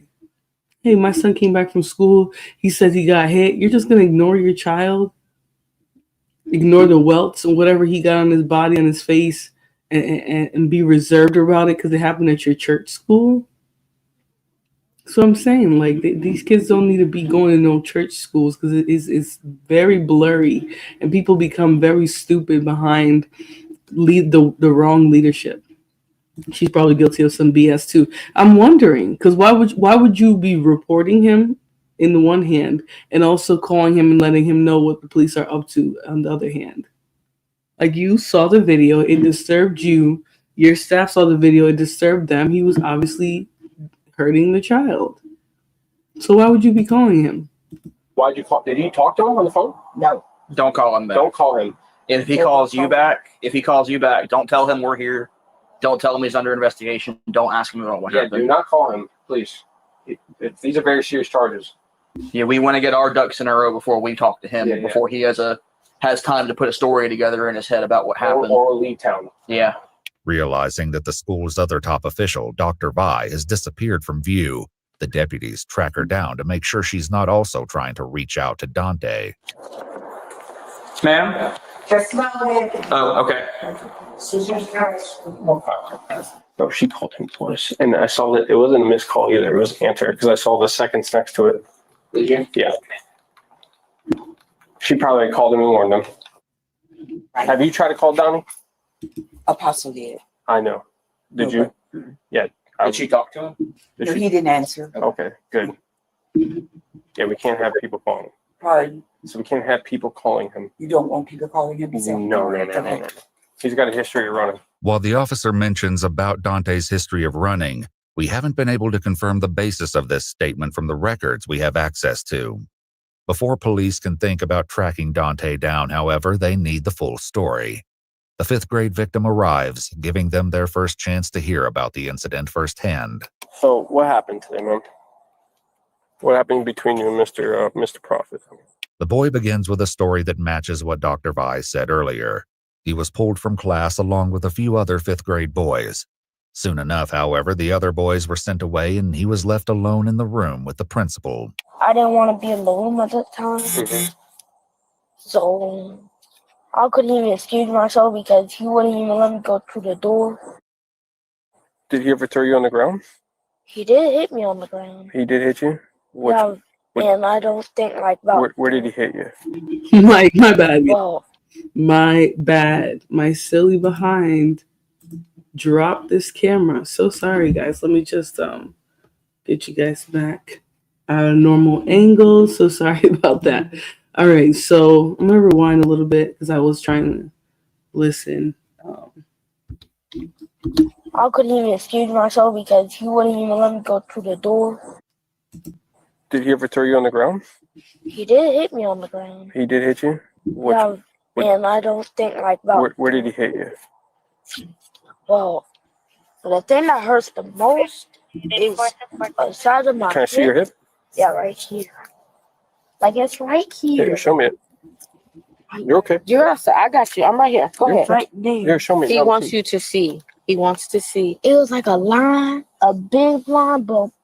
And she was like, it looked like you got hit hard. Okay. I'm like, oh, that's probably the puppy hit me with that computer cord thing. Yeah. The child's mother says that she first heard something about the altercation during a doctor's appointment this afternoon. He told the doctor, like, what do you do about all over body pain? Mm-hmm. I'm like, what are you talking about? Mm-hmm. You know, because, well, you know, just all over body pain, like really it hurts here. And it hurt his hips? Yeah, he said it hurts here. He told. And you know what's messed up? The kid tried to let everybody know, and like they just did nothing. You know what I'm saying? Like he told his mom, she acted like whatever. Were they playing around? He told the doctor. Doctor didn't report it. Like this is crazy. A kid comes into the doctor's office with, you know, injuries and no one says anything. I don't know. It's weird. Sorry, y'all. That's very, very strange to me. Told the doctor that? He told the doctor on the television. He said. Oh, it was a television. Yeah, it was a television. She was like, I said. And you see, that's the tough part too, when your parent doesn't advocate for you. You know what I'm saying? Like, if your parent doesn't advocate when you're saying, I have pain all over my body, why would you have pain all over? Why would your son have pain all over your body? And you're going to say that's growing pains. He tells you something happened at school. You think they're just playing around. Like in every sense of the, like she did nothing to help her son. It's not like he wasn't saying that he was hurt. He was basically saying that he was hurt. And she's going to say, well, I didn't know it happened at school. I didn't, you know, what do you mean? That's crazy. Exactly what he told you is what he means. You know, he shouldn't have to break it down. It's hard enough to speak on something like that happens at school, but then to have you just be so dismissive of it, and it's just crazy. Overlooked everything he said. It's ridiculous. That's why this one pissed me off. Well, maybe it's growing pains, you know, because he's getting tall. Anything else to tell us, buddy? Did he touch you? Listen to me. Watch me. Look at mama. You are safe. Mm-hmm. Oh, I'm gonna make sure of that, Bubba. I'm promise you that. Safe. and I will protect you with everything. If there's something you need to say, you need to say it. We will take it and we will do what we have to do to make sure everything is right. Okay? Did Mr. Prophet touch you in any way that is not appropriate? No. Are you sure? Yes, What did or didn't happen today will soon be clear because the secretary finally arrives with her computer. And it won't be long before the police realize that this incident was far worse than the descriptions made it sound. Is the video on your laptop? Yes. There's multiple. Multiple? All today? Okay. No, you just see it. No, but you need. No, you need to look at it. No. Go on. Okay, please.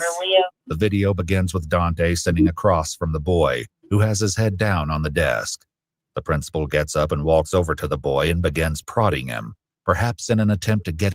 You see what I'm saying? Like, this is not cute. This is not cute. You don't need, if my child doesn't want to talk to you, they don't have to talk to you. That's their right. You can tell them, hey, you'll be in trouble, you'll be suspended, whatever. Give them whatever consequence you need to, but you don't need to force them to interact with you. I'm sorry. These schools be doing too much sometimes. They be doing too much. Why is she so calm? That's what I'm saying. Honestly, I feel like she didn't want to say nothing. Because why are you telling him you're safe? He should know he is, right? If he were, he would speak freely.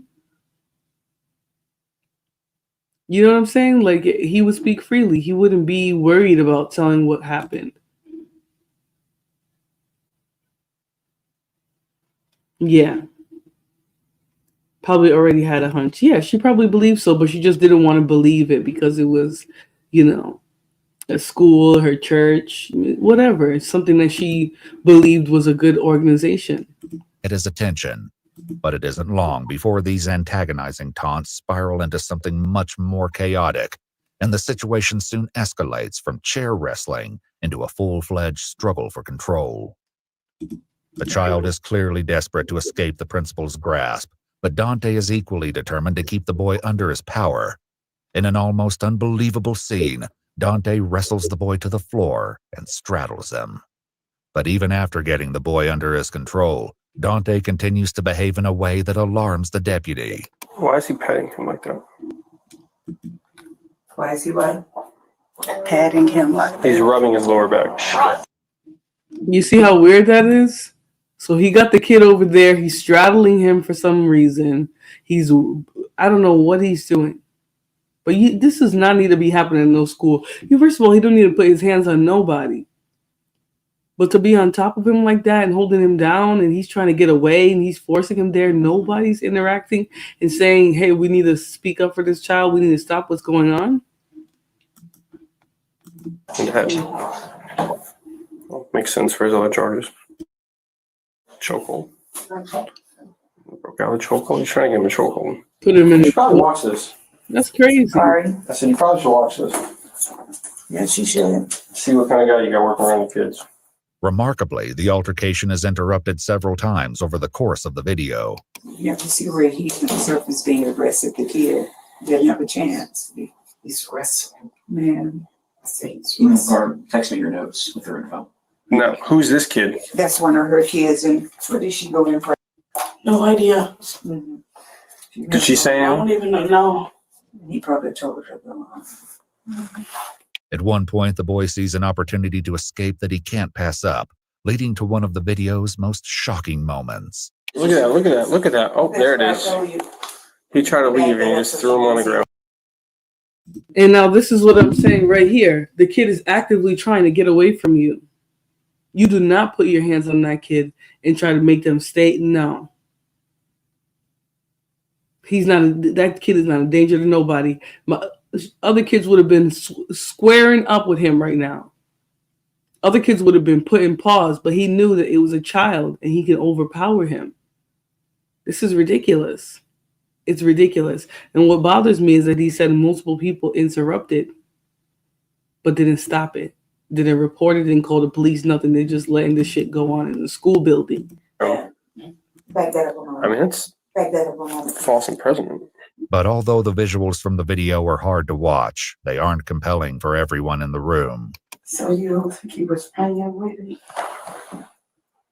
Play? Oh, no, ma'am. He's going to jail tonight. It was over. That's the first part of the video where he's like, you don't think he was playing with him? Playing with him how? This grown man putting hands and feet on a kid is playing with him? Yeah, I definitely, but I think she probably told somebody and they just didn't do anything. You know, I'm not saying the students. I definitely think the students told adults and the adults failed this kid. You know, that's what I think. The kids definitely alerted staff, but because this is a school that's related to the church and their families, maybe people that weren't quick to report or do something that they were supposed to do. This one is asking if it's a joke. How is it a joke for him to yoke up somebody else's kid like that? And how is the mom acting like she didn't see any marks of this altercation, essentially, at all? And this guy has a history. The charges against him are not that far off from this. And they're asking if he was playing around. Yeah, that's not how you play, first off. Exactly. At times, Dante's movements are slow and methodical, and the camera catches it when he slings a computer cord of some kind at the boy several times. The child. Now he's whipping him with a computer cord. Like, this is a whole deviant. You know what I'm saying? A deviant. All of this is because the kid doesn't want to interact with him. Fail the kid. Make him stay back. If that's what you're saying you're going to do. But you're going to do all of this? Nah. And that's what I'm saying. I would have put hands and feet on dude when I got there. And that's me.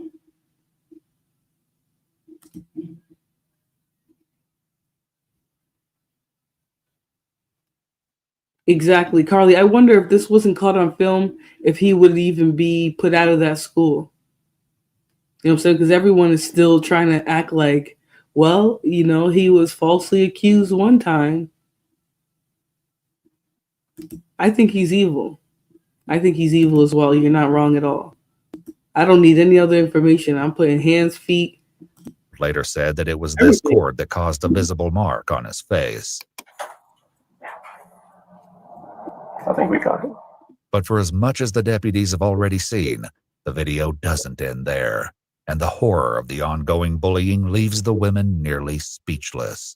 Spirit, what we call that, that was overtaken, and it's definitely the spirit of our reality. He is snapped. Yes. No reality. Yes. Right now. No reality. What's he doing with that horse? He has snapped. None. He has snapped. Totally. Look at him trying to get away. That's all he wanted was to get away. That's when he just hit him in the face, or he just smacked him in the face. With his hand? Mm-hmm. No. At times, the confrontation devolves into intense physical conflict, and Dante is the relentless aggressor. Starts trying to twist his ankle, sit on him. He need him. You just need him. He need him. Oh my word. He had him by his leg and he needed him. Oh, because there was a point where I tried. So grabbed him by his leg and twisted him. This is ridiculous. Empress, I'm right there with you. I don't even have kids. I would do this for somebody else's child if I saw this shit. That is ridiculous. The fact that these big old mammies are in there trying to act like they just can't figure out if he really was up to something.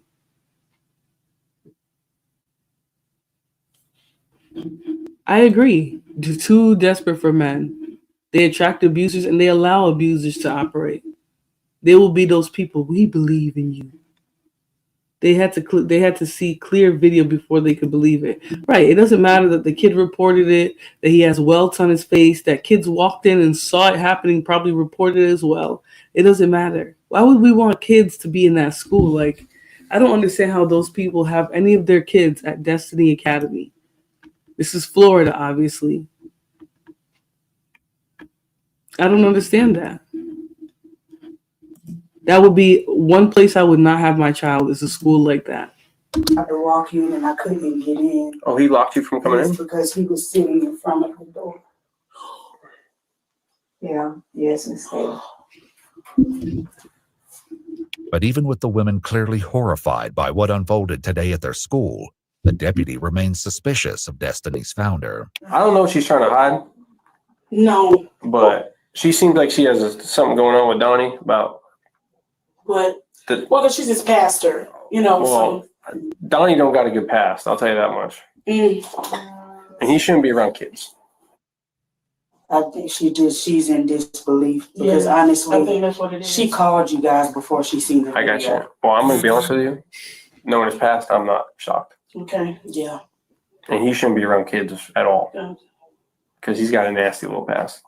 I hear her now. She was talking about how upsetting it is because in her eyes, he's an upstanding person. Yeah, I disagree. But. Yeah, I'm pretty sure she does too. Now. All told, the video of the altercation goes on for more than 53 minutes, a shocking length of time for any violent encounter, much less one between a principal and a student. Making matters worse, the school secretary says that he's the last kid anyone would expect trouble from. He's super intelligent, probably the smartest kid. I don't think the mother is, but she should definitely file a lawsuit against the school, right? But the problem is she failed her kid too. She could say, nobody notified me, so I didn't think it was real, whatever. But the fact that, like, this was so blatantly obvious that it could have happened, like, it's ridiculous. You know what I'm saying? Like, it's ridiculous.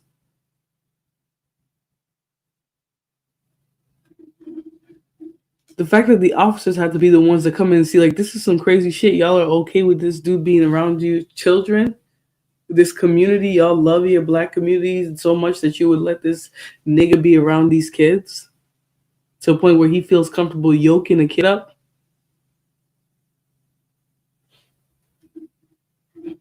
Exactly. That would be a red flag. Like, what you don't have permission to lock a kid anywhere. Right. And that's not to say some kids don't just say stuff, but exactly. This is why people need to pay attention to their kids. Absolutely. 53 minutes, Derek.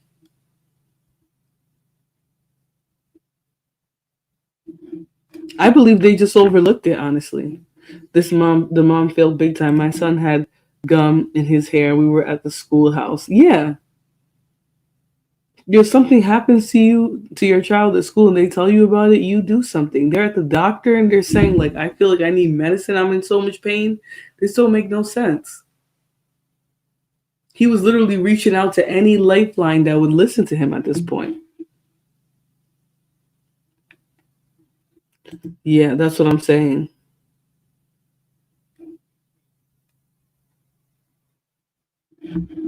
Let's keep playing this video. Gotta give the principal an award. Very respectful, very memorable.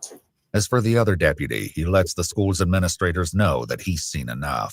I don't know what you guys are going to do in-house wise, but I'm going to go find him and I'm taking him to jail for aggravated child abuse. Okay, it's a second-degree felony in the state, and you won't get a bond. So what you mean? You don't know what we're going to do? No. I'm saying I don't know what you guys are doing in-house wise. Firing them, get rid of them, whatever. I don't know why she's acting self-righteous, honey. You were just calling him. Against the better wishes of the police, you were just calling him to warn him. So yeah, they're gonna ask, I don't know what you're gonna do in your school, because you're clearly doing whatever the hell you want in here. Right? Letting the kids suffer at the hands of this demon who's already been alerted by the police one time. That's why she's acting so guilty. Yeah, she probably didn't. But I'm just saying, your kid comes home and is talking about pain all over, getting hit and striked at school by your teacher. No, that is not a joke. That's not something you assume is a joke either. She feel guilty. She knows she was up to some BS. What you guys doing? I'm saying on my end, I'm taking him to jail tonight. Oh, it's no way that he can be here. Yeah, no, I agree. No, it's Yeah, but he has been operating Of there. course, the main obstacle now will be finding Dante Prophet, a challenge he'll have to face without the help of Destiny's founder. Does anybody know where he lives? Pastor, do you know where he lives? No, I don't get in people's personal. Okay. The deputy knows that he may still have a long night ahead of him, but he takes the time to check with one last person before he leaves. Is there anything else you need to tell me, Bubba? No. No? I'm sorry this happened to you, man. All right. I'm going to do my best to get him, okay? You take care of this, okay? You're a good kid, man. You're a strong kid, all right? Remember, look at me. You did nothing wrong, okay? Okay. All right? And he is a strong kid, and he's a smart kid because he definitely tried to alert the folks. You know, he recalled it well to the police. This was obviously something that hurt him, traumatized him, and people were just acting like nothing. Exactly. This is what I'm saying. They know where he lives, but this church is more interested in protecting their reputation and their members than what is happening to them kids at a school. That's why everybody don't need to be in leadership. Everyone don't need to be running schools and opening black businesses and black whatever. Not everybody needs to be doing that because this is the type of shit they will let go on. It's in the school records. They have to have employed. Yeah, exactly. That demon wanted exactly. That's what I believe as well. I believe it was like a way to try and control and make him scared of him. Is Destiny the woman of the church? Destiny is the church. It's the name. It's called like Destiny Academy of Pentecostal something, whatever. I forget it. It's in the name is in the video though. It's ridiculous. Yeah, I believe so. I believe that mom needs like some serious talking to. Like, hey, this something like this happens to your child, you need to speak up. You know, but. The deputy doesn't have a beat on Dante's exact location, but he does have a phone number. Unfortunately, Dante is extremely reluctant to meet in person. Hey, where you at, buddy? We got to talk. We have to talk. Yes, sir. What do you have to talk about? Well, we could talk about that in person. No, let's just talk now. Do you have an incident with another child today at school? What happened? No. That's what I'm asking, sir. I mean, I'm not trying to ask you pointing directed questions here. I mean, did you have an incident with a student today at Destiny? I did not. Okay. Well, where are you at now? So I got to talk to you, Bubba. You're going to have to contact my lawyer. Having failed to convince Dante to meet voluntarily, the cops head out to the address they have on file for him. How you doing? Is there a Dante Prophet here? No, sir. Where's he at? We haven't seen him. We haven't seen him? No, sir. So he's not here at all? No, he hasn't been staying here. What? Yeah, he did some not good things today, and he's running from us, so. Because of that, all right, well, I appreciate it. So the school refused to give them an address, so they went with the address, the last known address associated with him, obviously, and he wasn't there. I believe that the school at this point is impeding an investigation. That's what I think. Unless someone will argue that this isn't enough evidence, I believe that the school was actually impeding the investigation. Exactly. I do too.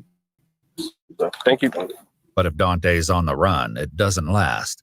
He finally agrees to meet with the deputies at Immerse Church, only a few hundred yards away from Destiny Leadership Academy. The deputy begins by reading him his Miranda rights before Dante launches into his story, which starts with some unsettling comments supposedly made by the student. Claims that are Dante's alone and haven't been independently verified. She wanted to hurt himself, hurt me, you know. He's making statements. Yeah, and hurt me, hurt himself. Why would you say something like that? Hurt the school, because lately he's been kind of having some hard times. Okay. For him lately. What do you mean by hurt the school? Says occasionally crazy statements. So, you know, and you know, he have said that he want to shoot up the school, he want to blow up the school. I don't think he's going to actually do it. Okay, but those are the statements he made to you today? Yeah, he said he was going to.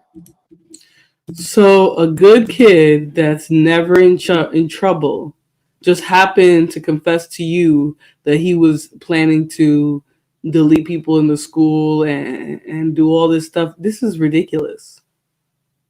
how he could be a principal, but much less trying to operate as some type of therapist, doesn't make any sense. It doesn't make any sense. I don't believe him not one bit. I don't think he threatened anybody. I think he was tired of dealing with this gentleman and he wanted to get out of the interaction. And he didn't want him gone yet. That's what I believe. This is what I'm saying. Like, it's ridiculous. That is, if the kid's having a hard time, you're not going to start pummeling him. I think he's clearly lying too. Run out the room, and one time I had to grab him and stop him from running out of the gate into traffic. Okay. And that's what he said he was going to do. Were you trying to prevent him from running out? Oh, 100%. What did you do? How did you try to prevent him? I grabbed him with a force. Okay. He after that he did spit on me, but he spit on. Where did you spit on you at? In my face. Oh, okay. By grab him, what do you mean you grabbed him? Meaning that I grabbed him. I tried to. Like you grab his arm, his leg, his hand. I don't believe that behavior like that. First of all, we didn't see it in the video, but I don't believe that behavior like this just pops up one day in a child who behaves well. I don't think he's just going to start biting and threatening the school. No, he's full of shit. He's a liar, and he's a creep. Because why did you do all of that? Just because what? You called him in there because you say you didn't want to do an assignment. Fail him then, right? If he's really going to fail whatever grade that he's in, fail him then. To do all of this, that's not your right as an administrator, as a teacher, as a counselor. There's nobody in the school that has that right.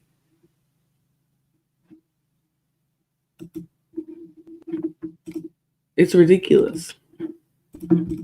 And I probably did all of it. Okay. To restrain him. You were trying to restrain him? I want to keep him safe. The deputy, who has seen more than he's letting on, doesn't seem to appear convinced of this defense. Yeah. So you're telling me this, and I've talked to everybody else at the school there today? Yeah. Everybody. And they all told me the same story about him. Very smart, very intellectual. Very smart, very intellectual. Not one of them ever mentioned to me ever about him ever making statements before. I did. They all denied it. They all said that he's never, because those are the type of questions I ask. I say, hey, is he a misbehaved kid? Does he misbehave at all? Does he cause problems? They said no. If Dante still feels that he may have a chance to talk his way out of this dilemma, the deputy soon closes the door on that possibility. So I don't know if you know this or not, but there's a security camera in that room. There is. Yeah, and it caught everything on camera. Everything, especially when he had his head down and you came up and started grabbing him on the legs and poking him and grabbing him in the chest when he wasn't talking at all. His head was just down and you approached him. So why'd you do that? Okay. At the time when I'm poking, I'm not hurting him. I'm trying to get his attention. He said he was going to hurt him. But you're touching him. I'm not hurting him at that time. But you're touching him. I want to get his attention. Okay, but are you allowed to touch somebody without their permission? You see that? You don't need to put your hands on anybody to get their attention. Either they're going to listen to you or they're not. You don't need to touch a kid to get their attention. Kids a lot of times will purposely act like they're not hearing you. You do not need to put your hands on anybody, much less a child, to get their attention. You tell them, hey, mister, call them by their name. You don't put your hands on them. That's ridiculous. If I'm not hurting him, I don't think. No. With that said, there's only one last thing to do. Turn off from him. Bring it back. You're under arrest, okay? Yes. I don't believe that you're trying to stop him for the hour and 15 minutes that the video was reported. Okay. By you kneeing him in the head with the welt on the side of his head from hitting him with the cable from the computer. I did not. You kneed him. You didn't knee him. I didn't say in his head. Knee him. What about when you got him in an ankle lock or in a chokehold? None of that. Okay. Well, you'll have your day in court, sir. So I just want to let you know that is some of the. And I love how the officers dealt with him because it's like we saw everything. You can claim whatever you're trying to claim this kid did. We saw everything. We saw what you did. We saw you were the one initiating physical interaction. So thank you for telling us the opposite of what actually happened in that video. And that's why they did ask him, right? Because is he going to say things that are going to contradict what was in the video? I believe he did. The best surveillance video footage I've ever seen in my life. Okay. So you're probably fired too from your job, by the way. Yeah. The deputy's prediction turned out to be correct.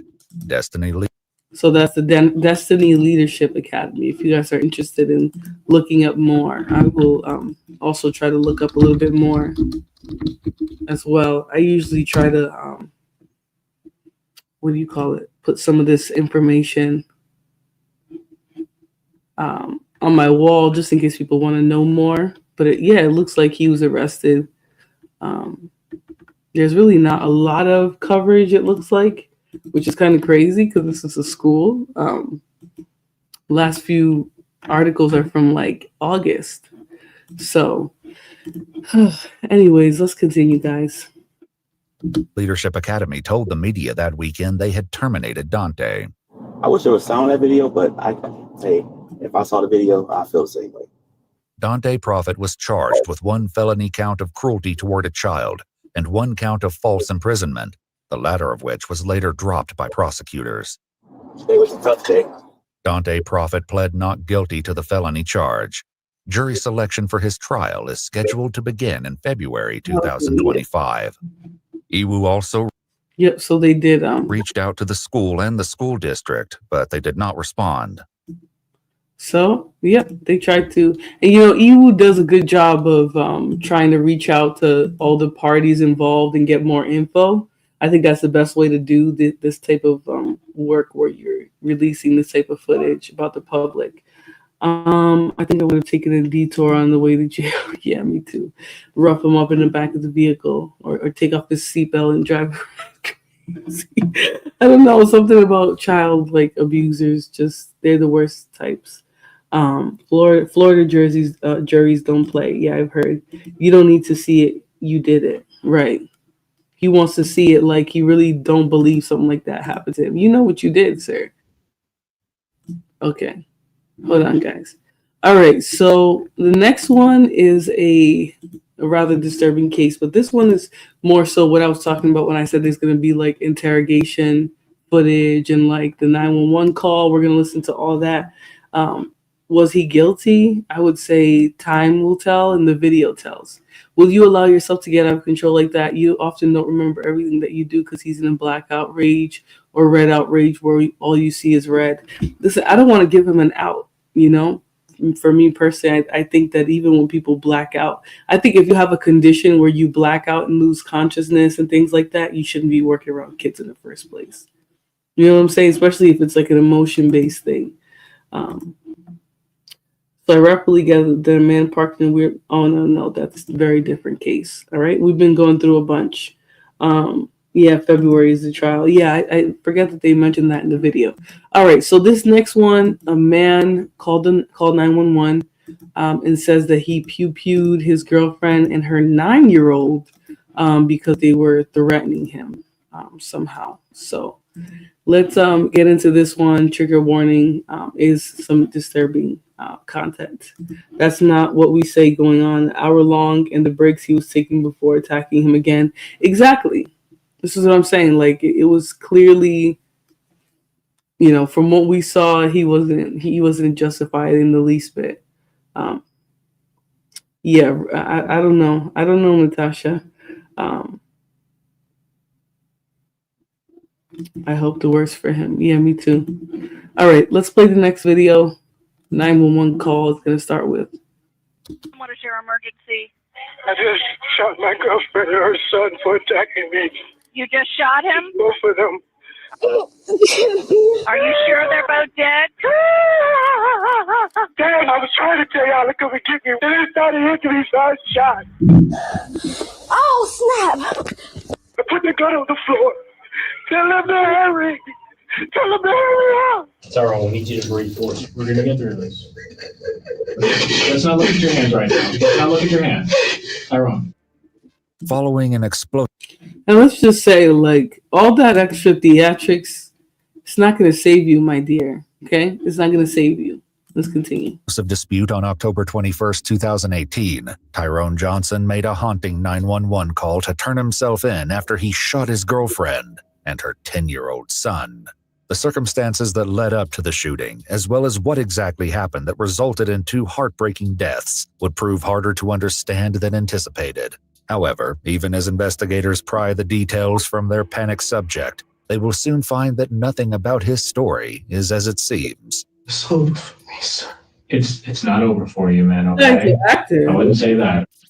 Let me just say, dude gotta go to Hollywood. Also, I don't know why criminals always say it's over for me. It was over for you when you decided to take somebody's life. So, I mean, I don't know what you're crying about. It's too late to apologize, right? You deleted the people already. But they always say this as if we're gonna care that their life is over, okay? And 2 people's lives are over too.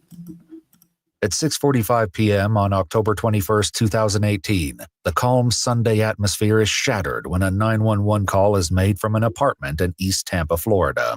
While the panicked caller quickly confesses to shooting 2 people, the rest of what they say is almost indecipherable given their hysteria. All right. Is the person still alive? They're dead. Is this a male or a female? Both male and female, they're dead. You killed them both? They were attacking me and I killed them. What is your first name? What's your last name? What? Where's the gun? What kind of gun is it? It's a Glock 40, ma'am. It's registered to me. And who were these people? My girlfriend and her son. We were arguing and they attacked me, ma'am. Hurry up.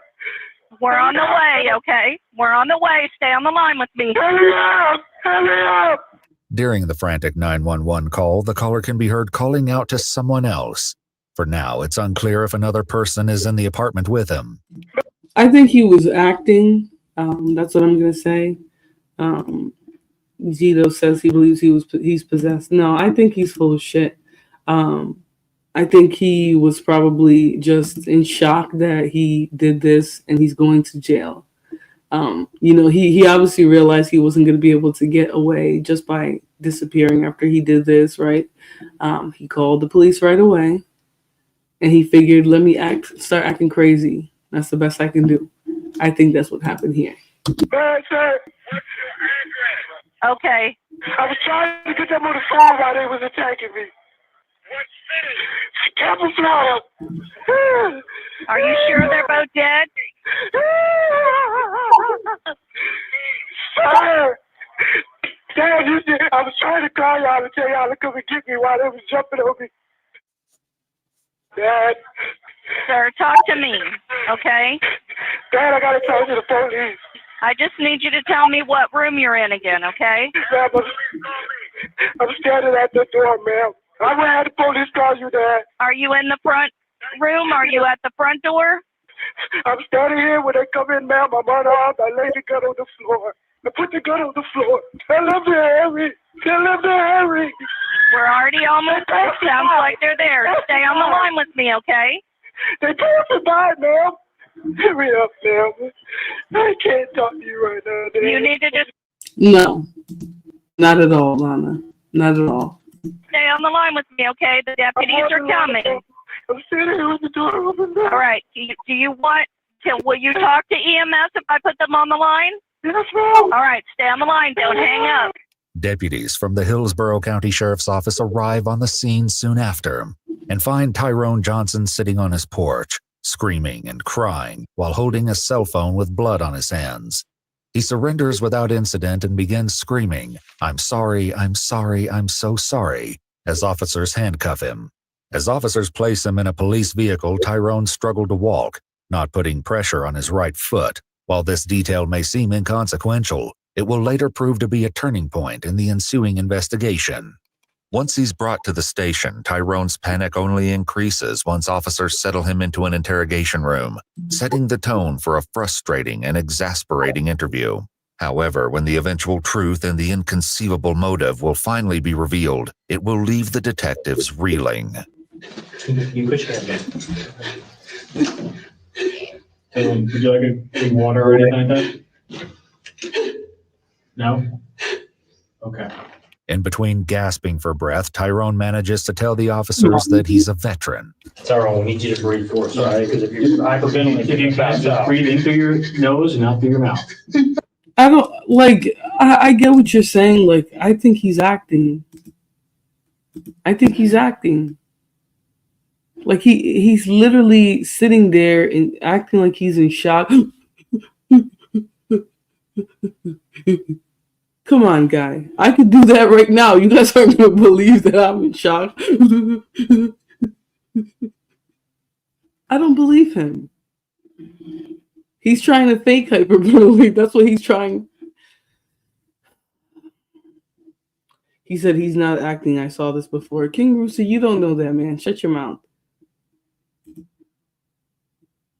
Yeah, but here's the problem, though. Your PTSD kicked in after you deleted everybody, or maybe, right? Maybe we're saying that he overestimated the threat level and he went into PTSD mode. Okay, that I can see a little bit more. You know, that I can see a little bit more. But I think he's acting. That's all I think he's acting because he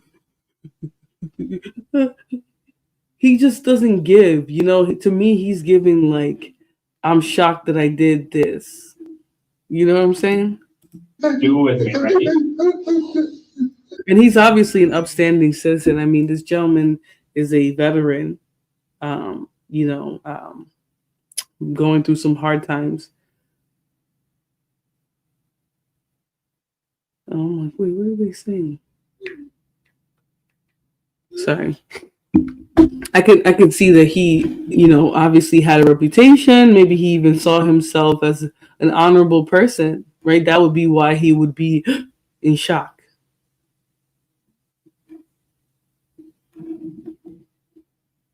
You don't know that man to be saying he's acting. King Rooster, and you don't know him to be saying that that's a legitimate response. All right, so let's continue. There you go. There you go. Just breathe out. The detective's calming words only help for so long. We're going to get through this, okay? We're going to get through this. We are. Just breathe for me. You sure you want a glass of water or something? Water? You want water? Okay. We can do that for you. Continuing to hyperventilate, Tyrone manages to tell the detective he's 42 years old, was in the Marines for 10 years, and that he'd been homeless at some point. While he doesn't expand on this last detail, Tyrone's previous employer spoke with police, giving some insight into his background. A year prior to this incident, he'd worked at the Office of the Attorney General as a paralegal for 6 months until September 2017. His employer mentions that during this time working with them and after, he struggled to find steady housing. I knew that he was very frustrated with the VA because he didn't have housing, and I think he was living couch to couch. I didn't know that he didn't have a place to live until he kept disappearing on us. While details are sparse for now, Tyrone finally begins to show signs that he may calm down after one of the detectives returns and he takes a drink. Let's not look at your hands right now, okay? Let's not look at your hands. Tyrone, listen to me. Listen to me. Tyrone, hear me. Look at me. Look at me. Don't look at your hands right now, okay? Listen. Here's what I want to do, man, okay? My name's Joe, okay? I'm a detective at the sheriff's office, okay? This is Dave. He's my partner, okay? All we want to do is make sure that you're okay right now, okay? Are you hurt? I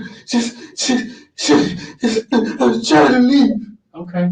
Well, we're going to get to that, man. But listen, right now, I want to talk about Tyrone for a second, okay? After guiding Tyrone through more breathing exercises, he finally can begin to speak to the detectives. Do you know where you are right now, Tyrone? Where are you? Jail. You're not in jail. You're not in jail. Okay? You're over at you're at a police station, okay? You're at the sheriff's office in one of our interview rooms, okay? Do you understand that? Okay. All right. Listen, man, I do want to get to what happened tonight, okay? There's a couple of things I want to go over first, okay, to make sure that you're okay. Are you hurt or injured right now? I mean, the fact that he called 911 is telling enough that he's conscious and aware. So I don't know why he's trying to do all these theatrics now. Maybe because he just can't believe that he actually went through with doing it. Just my leg, sir. Just your leg? What happened there? I had surgery 3 weeks ago. You had surgery 3 weeks ago? Yes. Okay. What was it for? War injury. A war injury? Yes. Okay. What happened? I got crushed by a howitzer base plate, sir. Oh. Okay. Tyrone also manages to share that he moved from South Carolina to Florida in order to be with his girlfriend, Stephanie Willis. Now that he's calmed down enough that they can understand him, the detective proceeds to read him his Miranda rights. Tyrone, I want to, before we get into what we got to go into tonight, okay? I want to talk to you about what happened, okay? Because right now, myself and Dave are going to be the people who want to listen to you, okay? Tyrone agrees to speak with them and signs his rights. Please note that the police department has made redactions to the interrogation footage, including Stephanie's name. Can you tell me what happened today? I cooked. We had dinner. You had dinner? I changed the TV. I'm sorry. I changed the TV. You changed the TV? To football. Okay. And we started arguing. Okay. And she was watching music videos. Okay. This answer about what incited their argument will later reveal the shocking truth behind a sinister secret that Tyrone is hiding. I see why you're saying this. Because you are. Hold on, Tyrone. Yes. Slow down for me. I can't understand what you were saying. What can you repeat that for me? She said, I see why your son is. Because you are. Okay. Tyrone has 5 children. One of his sons died 10 months earlier, something which Tyrone alleges Stephanie mocked him about. And I called my dad and I said, come and get me in the morning. In the morning? I'm packing my stuff. Okay. And I was getting my stuff. And she began to hit me. And I fell over my knee roller. And I was trying to get my crutches so I could continue getting my stuff. Uh-huh. And she was going to throw the PlayStation at me. Okay. And I was down. I fell. She was going to throw the PlayStation at me. As words fail him, Tyrone attempts to act out what he claims happened next. However, unfortunately, it isn't much clearer. I was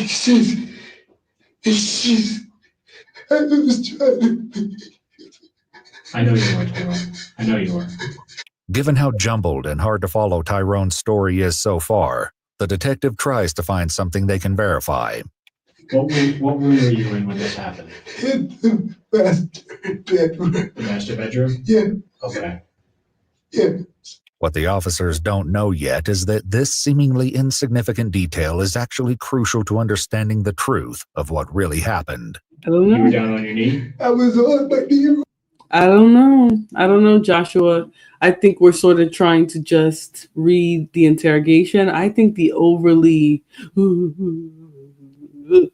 I think there's some, like, he's putting a little extra, he's putting his back into it with that for sure.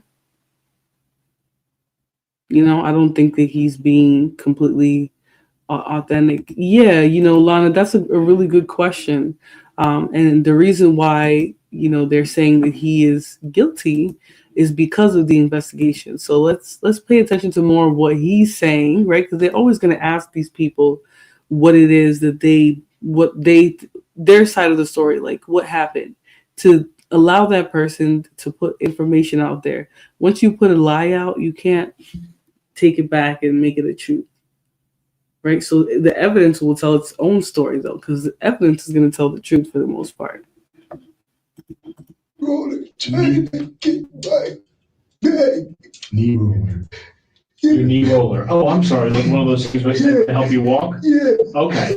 Now I understand. Okay. And she pushed She pushed you off of it? Yeah, I was trying to get my crutches. Okay. He picks up the story after he called his father using Facebook Messenger. And he said, what? And then I kept telling her to stop. And when she was throwing the PlayStation, I just How many times did you fire, Tyron? You don't know. I just Okay. Where was her son? Stephanie's 10-year-old son, Ricky, lived in the apartment with her and Tyrone. He wasn't Tyrone's biological son. Tyrone had briefly mentioned Ricky in his hysterical 911 call. Sir, talk to me. How old is the son? You killed. They were jumping on me, ma'am. Ricky was known by most of his neighbors as a happy and kind young man who often offered to help them and take out their trash. Videos from Ricky's YouTube channel show his excitement for life and the love he had for his mom. I'm gonna be on a TV show, and that TV show is called. This would be the part that goes, duh, but I'm actually gonna tell you it's gonna be America's Got Talent. The eerie secret that Tyrone is hiding about Ricky's death will eventually turn the case over its head. Please note his name has also been redacted from the police footage. He ran in and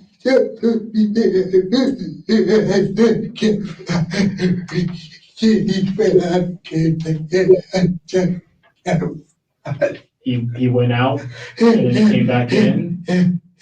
Was he hit the first time or did he? I don't know. I just kept.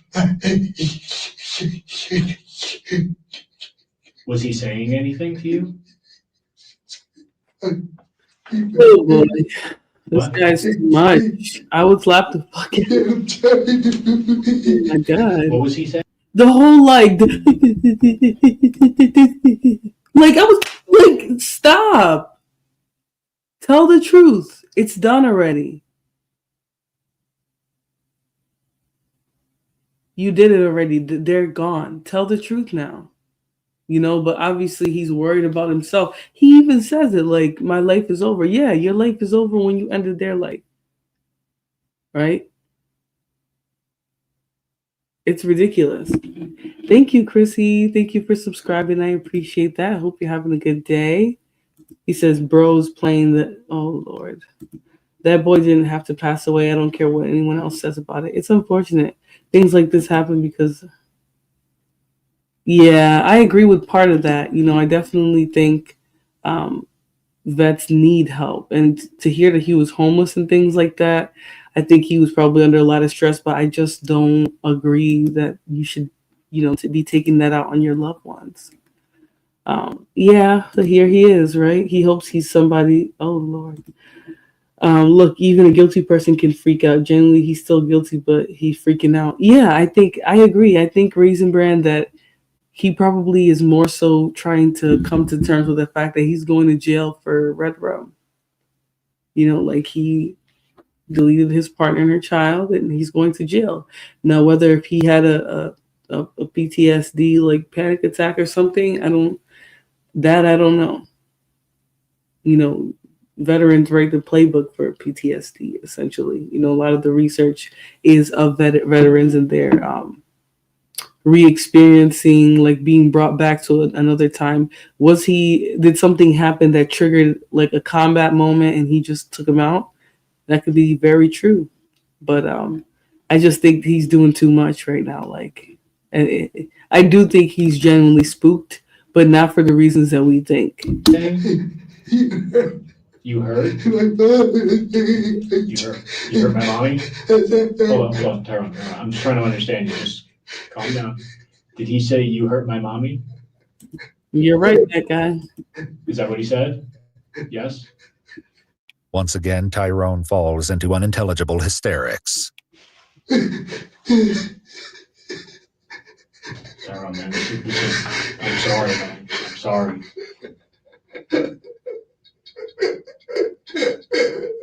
After slightly composing himself, Tyrone tells the officers that he and Stephanie had been together for a year. That is so sad, you know. That's why I said, like, if it's the re-experiencing, if he went through that, then I can see that. Yeah, exactly, Lana. Not everyone does things like this. And they're going to look into the case and, they came up to a different conclusion. He's spooked. He'll spend the rest of his life behind bars. Yeah, I agree.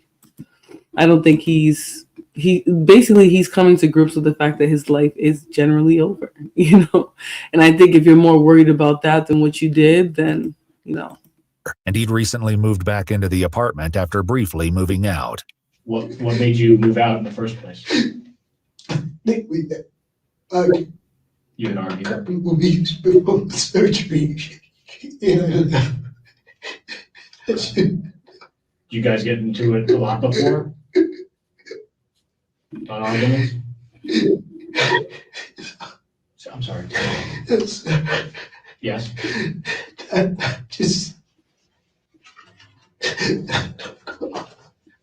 You don't know?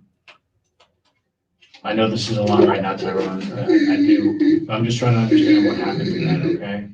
Without much prompting, Tyrone then makes a surprising confession, one which could help to decipher what actually happened. There was a witness to the entire incident. Were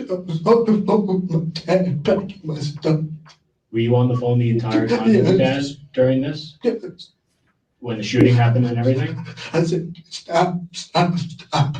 Given that trying to get a clear answer out of Tyrone so far has been like pulling teeth, the fact that they may be able to verify his version of events with his father, who heard the entire incident on the phone, must seem like a lucky strike.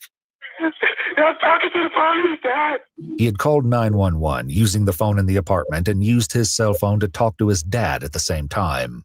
As it will turn out, however, the evidence the investigators truly need to reveal the horrific truth is not going to come from Tyrone's father. They will soon uncover that it already awaits them at the scene of the crime. For now, they return to the details of what happened that night. The officer asked Tyrone to clarify where Ricky had been when Stephanie picked up the PlayStation. That is literally what I was thinking. I was like, that dad ain't gonna say nothing, especially if he was on the phone with him and all this is what went down. That dad is definitely not gonna say nothing. You said earlier that ran out of the room and then came back in. Yes, sir. I just kept firing. When he came up to you, did he hurt you at all? He was just on me, sir. I pushed him. He was just on you and you pointed to your left side. Yes, sir. Okay. And you just pushed him off him? Yes. How big is he should be. Do you think he was just protecting his mama? You think so? But I wasn't. The only way the noise was like that. She could push me off. That's it. You think he just maybe misunderstood the situation? I think so, sir. Hearing Tyrone and Stephanie arguing, Ricky had come running into the room and pushed Tyrone. After this, Tyrone picked up. Now, this is where the other theories that we were talking about sort of left for me, right? I personally believe if the son is running in because he hears arguing, that he's probably traumatized. He probably hears this all the time. He probably is worried about what would happen to his mother if he gets into an argument with this man. Otherwise, I don't believe that kid would just come running for no reason. I think kids do tend to be, protective of their parents and things like that. But I don't think he would just come running for no reason if he wasn't worried about his mother's safety to some degree. And look at that. He ran there and the dude pew-pewed his mom. Right? Yeah, he definitely needs to cut it out. At this point, I'm sick of him doing all that extra. Just tell the truth now. Exactly. And again, Lana, he's a 9-year-old. This is what we're not getting, a 9-year-old. So it's like he's describing all this like he was in danger. Like, that's why I said, like, this has to be, and I don't even believe that this was a case of like, it's hard to give him any like PTSD, any of that, because this is ridiculous. The kid probably was worried about her arguments with you because they've gotten physical before. Or at least they were heavy enough that the kid was worried for the safety of his parent. So there's no 9-year-old that's coming running up to you that's going to make you, scared. Yeah, this is what I'm saying. Like the kids, they come kids are only overprotective like that because they've been given a reason to be, right? They've seen their parent being harmed by this person before. They've heard heavy, scary sounding arguments. You know what I'm saying? That's the protective nature. These kids love their parents. Exactly, Lana, love. So imagine what a man could do to a 9-year-old. To be that scared of him, like it's not justified at all. I don't believe that. Unless they had weapons, and even then, that's not what it's looking like. Up his firearm. Do you remember what you were aiming at? I just started firing, sir. You just started firing? Yes, sir. What did she, when you started firing, what happened? I remember she fell and then I rolled over and thing. Oh my God. I just started firing. It was coming back and you just started firing? Is that what you just said?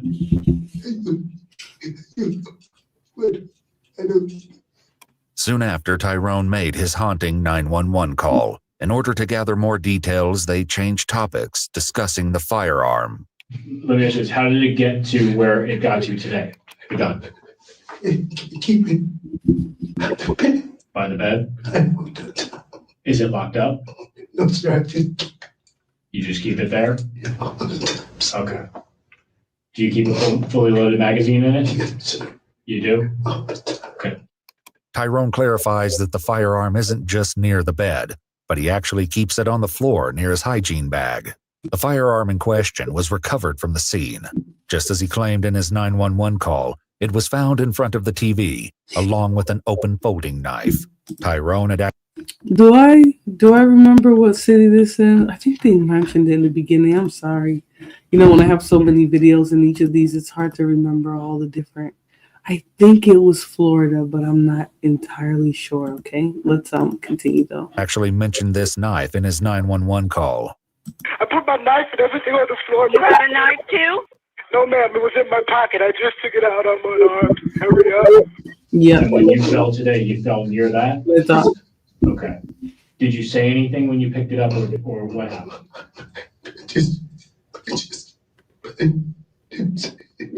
When the detectives try to dive into Tyrone's background with Stephanie, he explains that they'd met initially in childhood in North Carolina. However, just as the detectives are making progress, this topic suddenly sends Tyrone back into hysterics. Let's not look at our hands right now. Let's not look at our hands right now. Tyrone, listen to me. Look at me. Look at me. Don't look at your hands. Put your hands down. Put your hands down. Okay? All right, listen to me. Let's calm down. I know you didn't mean it, okay? I know. Tyrone, sometimes I get it. I know we snap, okay? I know. Despite the detectives' efforts, Tyrone doesn't calm down.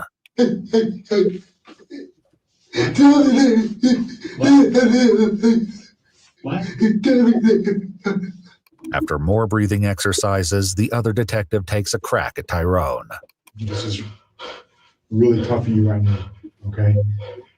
I'm having a little bit of a difficulty understanding you. So I need you to take a couple big deep breaths because I want to be able to understand your answers to the questions I'm going to ask you, okay? I understand you're upset, right? Once again, they try to clarify what happened with Ricky, as he will prove to be the key to understanding the bone-chilling events of the night. While previously claiming he didn't say anything to Stephanie or Ricky, Tyrone suddenly changes his tune. So you're on the ground, and she's yelling at you, and what? He's in there too, and I'm telling him I'm not doing anything to your mom. Okay. She pushed me off my road. I'm trying to leave, and he was on this shoulder, and I pushed him off. When you say he's on... Make sure you guys are hitting the like button for me. King Rooster says something is clearly going wrong with him. No, but I think that's why he's acting like this, right? I think he's hoping that if he continues with the charade and the trembling and the shaking and not speaking, that they will think there's some level of diminished capacity going on here. You know, I think that's all this is. I've seen them leave cuffs in the front sometimes with people, especially somebody, he has no shoes on. He's really not that mobile. You know what I mean? And look at it, now you're trying to bring some sort of spiritual significance. Like, we shouldn't be making excuses for people who do stuff like this. Yes, make sure you guys like, share, subscribe, smash the notification bell, all of that. I would appreciate it. Hard to believe a Marine would break down this way. Well, I think, that veterans go through things for sure. I just think that in this case, this there was more to this. He needs to shut up. Yeah, I mean, I think at this point he's telling a whole lot. And the problem with that is now you're putting a lie out there. So it's gonna come to our understanding at some point that you're lying, and then what do you say when that's what you said happened, and it's proven that didn't happen? So he's really hanging himself at this point. They're letting him believe they believe him. I don't know if he believes they believe him, but I know that he's trying to get them to feel like he's just trying to tell the truth. I think from the moment he called 911. On that shoulder, what is he doing? What are you doing to my mom? And I knew he hit me, my mom. Is he hitting you? No, sir, he was just on my shoulder asking me, what am I doing to his mom? Okay, so he's just up against you saying, what are you doing to my mom? And I pushed him off of me. And you pushed him off of you? Yes, sir. Okay. This detail will be crucial later in the most heartbreaking way. Earlier, Tyrone had claimed that Ricky had run into the bedroom. What was he saying? You heard? You heard my mommy? So he's already contradicted himself, right? The first time he said that he ran into the bedroom. Now he's saying the kid came up to him particularly and acknowledged him and said, "Hey, what are you doing to my mom?" Now, why would the kid be saying that? If you're not doing nothing and you're just innocently arguing with his mother, why would he say that? This is alleged to have happened after the mom was deleted already, so. While it's somewhat unclear the order that things occurred, it's possible that this was after Tyrone had started shooting and had injured Stephanie. Now that he's finally calmed down a bit, Tyrone adds new details to his story. Well, I'm sitting here, the bed, the wall, my crutches, which I was trying to grab after I pushed off of me. Because I'm not doing anything, I'm trying to leave. Okay. And that's you standing there with the PlayStation. Where's the door? Behind her? Yes. Okay. So she's blocking your way to the door? Yes. And I wouldn't say blocking, sir. But she's in between you and the door? Yes, sir. And are you sitting on your butt on the floor? Yes, sir. All right. So now you push off of you, and you said she's standing there with what in her hands? The PlayStation. All right. Show me how she has this PlayStation. She just has it up like she's about to throw it at me, sir. Okay, show me where she has it at. She has it up. So she's threatening you with a PlayStation. Just like this. Right here in front of her. Yes, sir. What did she say what she's going to do with this thing? She's getting ready to throw it at me, sir. She's getting ready to throw it at you? Yes, sir. I told her, give me my things. Okay. What'd you do next? I just picked my gun up and was firing, sir. Okay. Did it hit her? I think so. Okay. I don't know, sir. Did she fall to the ground? She fell. And I just kept firing. And I rolled up as I said, and then I was coming back, and I just kept firing. Okay. All right. Thank you for telling me that. When she was hit, she fell straight to the ground, or did she leave? I think she fell by my knee roller. By your knee roller. Still in the bedroom. Yes. While Tyrone's story hasn't been particularly coherent so far, his answer to the detective's next question indicates that perhaps he's also not being honest. Where's the PlayStation? I don't know where it's at. This time I think it fell over. It fell over? Did you move that PlayStation at all from the time you fired those rounds until the cops showed up? Yes, sir. A PlayStation with a bullet hole was recovered from the main bedroom. Interestingly, the crime scene footage reveals that Tyrone is either confused about where the PlayStation fell, or he's lying, as it was found not next to Stephanie's body as he claimed, but on top of the bed near his crutches, along with a shell casing. Did you shoot them when they were on the ground? What? No, this is crazy. That is crazy. I just... You made a motion like this for like shooting down. Yes, sir. And I'm reaching the step and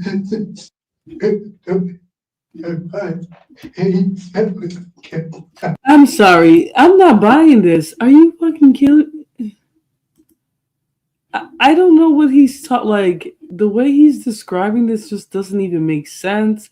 Again, they're allowing him to basically hang himself with his own words because he's describing himself shooting at the ground. How is somebody on the ground a threat to you?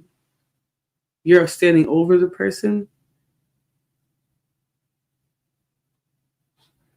Yeah, exactly. She didn't throw anything. She didn't throw anything. Yeah, that's what I think too. I think it was a way that also makes me think because it would be the child's, right? The PlayStation. So was it like, oh, your effing kid isn't gonna get it or whatever? Like they could have just been arguing about something like that, and he threw the PlayStation in because he knew there was a bullet in it.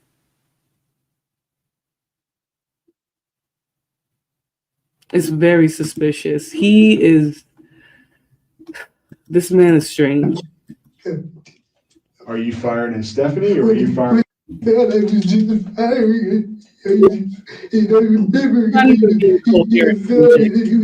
Tyrone has just slipped up. The detectives will confront him about this later, as soon as they have the evidence they need to confront him with the truth.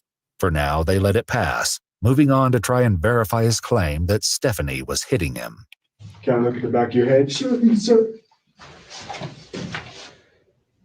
It's a little minor. Get a photograph. Now your shirt's ripped back here in the back. Yes, sir. They was tussling. She was tussling on the back of me before she pushed me off my knee roller, sir. Tyrone's knee roller can be seen in the crime scene footage, right next to the bed in the master bedroom. Tyrone, what we're gonna do is we're gonna have somebody come by here and photograph you. We're gonna take your clothes, okay?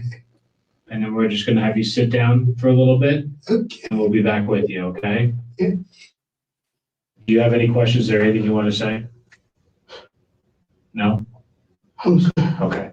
Tyrone, I'm gonna be with you every step of the way on this, okay? We got a lot of things to do. It's over for me, sir. It's not over for you, man, okay? I wouldn't say that, okay? The officers get Tyrone's detailed. You know, that's actually a really good point, Jessica Sims, because he's on that scooter. So he could have got pissed off that it was on the floor in the first place or something like that. Maybe they had an argument over it. He shot at it. It's ridiculous. Most people that come are strange people when they don't get treatment. I don't know. I don't know. I cannot with him. It's over. Yeah, he's like literally sitting there trying to bumble, like act like he can't speak. He can very well speak. He's letting them know exactly what's happening.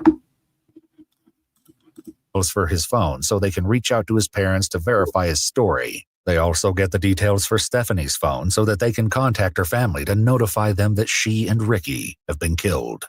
As one officer leaves to fetch more water, Tyrone once again spirals into an unintelligible meltdown. He's actually Marine Corps, MJ. So yeah, he's a 10-year veteran. Very unfortunate situation, but there was some things he did in this. How did her blood get on your hands? I was trying to.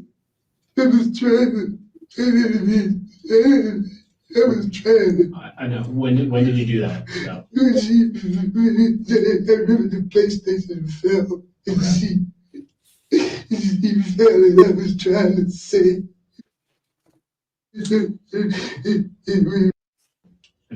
I came back over.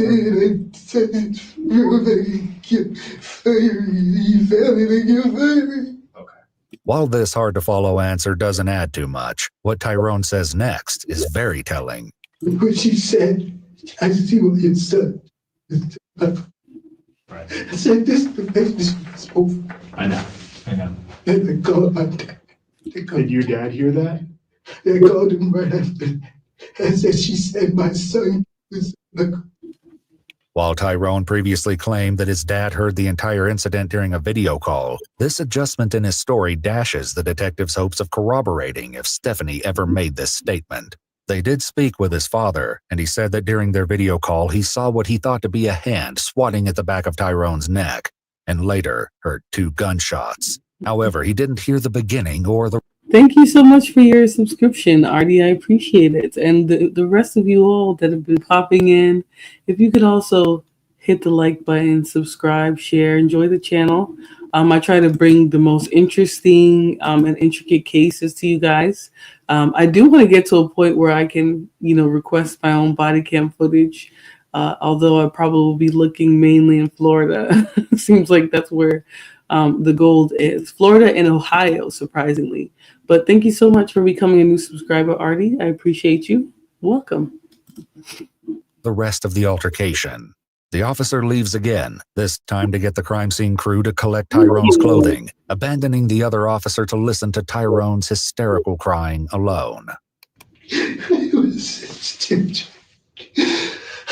Nice. Finally, the crime scene crew is ready, and so the detective explains to Tyrone that they need him to take off his clothes, put them in separate bags, and that they will supply him with new clothing. Tyrone's response is one of panic. Do you understand? Okay, sir. All right. You're good right now. Put your arms out. Relax. Relax. I know this is difficult, but... What?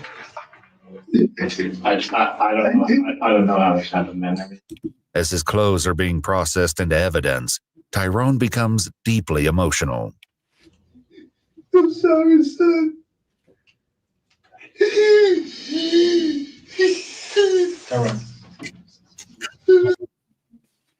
Tyrone, I just got a question for you. When he came back into the room, were you scared of him? I feel like that's hard to say, Gregory, because I feel like if the military can't vet him, then I think he could have easily already been, somebody with some strange tendencies. So I don't know. Yes, thank you very much, everyone, for subscribing. See, Tyler Jackson in Florida had me in a chokehold. Oh, I'm gonna look that one up, girl. Thank you guys for making the suggestions too. The reality is setting in now that he ain't in his clothes. Yep.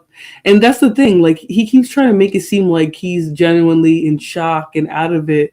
But the fact of the matter is, I think that he is just, his reaction is a response to the consequences. You know what I mean? Like, he knows he's going to jail. He knows that he's deleted 2 people now, and that's not something that he can, just out of nowhere go back home. Like, he's understanding that the consequences are severe.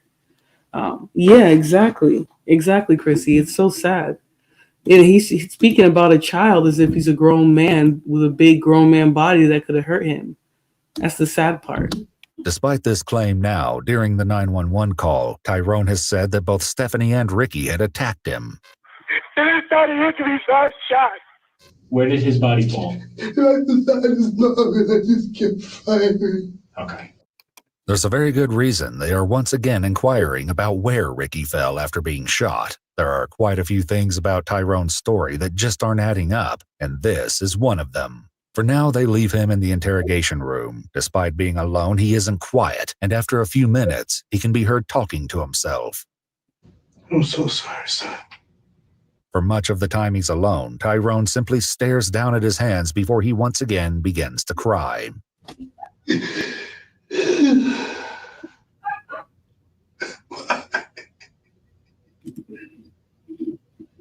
Throughout the interview so far, it's been clear that Tyrone's injured foot and subsequent limited mobility are central to the events of the night, though perhaps not exactly in the way investigators may currently believe. Tyrone's previous employer supplied some interesting background about his injury. When he first started here, did he have any injuries or anything that you're aware of? If I was aware of an injury, and I don't remember because it was over a year ago that I did the interview, he had no physically, visually, I did not notice any injury. He was not walking with a cane. He was not limping. He was not complaining, and he did not mention any sort of pain. I was thinking about how else would a bullet get in it. Like, I wonder if she was trying to defend herself, like, from him, that she used it as a shield. That's what I wonder. And then once he deleted her, he went up and grabbed it. You know what I mean? And then the boy came. It's just really sad. Very sad. You can tell he was up to nonsense. Yet, as investigators will soon learn by the end of his employment, things had dramatically changed for Tyrone. When he left here in September, I'm telling you, there was a clear deterioration in his health, be it physical and mental. I don't know a diagnosis, I'm not saying that, but he was distracted, he was more irritable, he became openly frustrated. So in the 6-month time period, you saw him go from someone who would sit here like you and I are sitting here to I gave him the opportunity to resign because he could not do the work here. He was not reliable, he was not dependable, and his disposition had changed. She also mentioned that Tyrone was using a cane the last time she saw him. As a result, I had contacted my HR director. I was really worried. I mean, I was worried, and I even said this to them, like, I'm really scared he's in a hotel room somewhere or somewhere dead.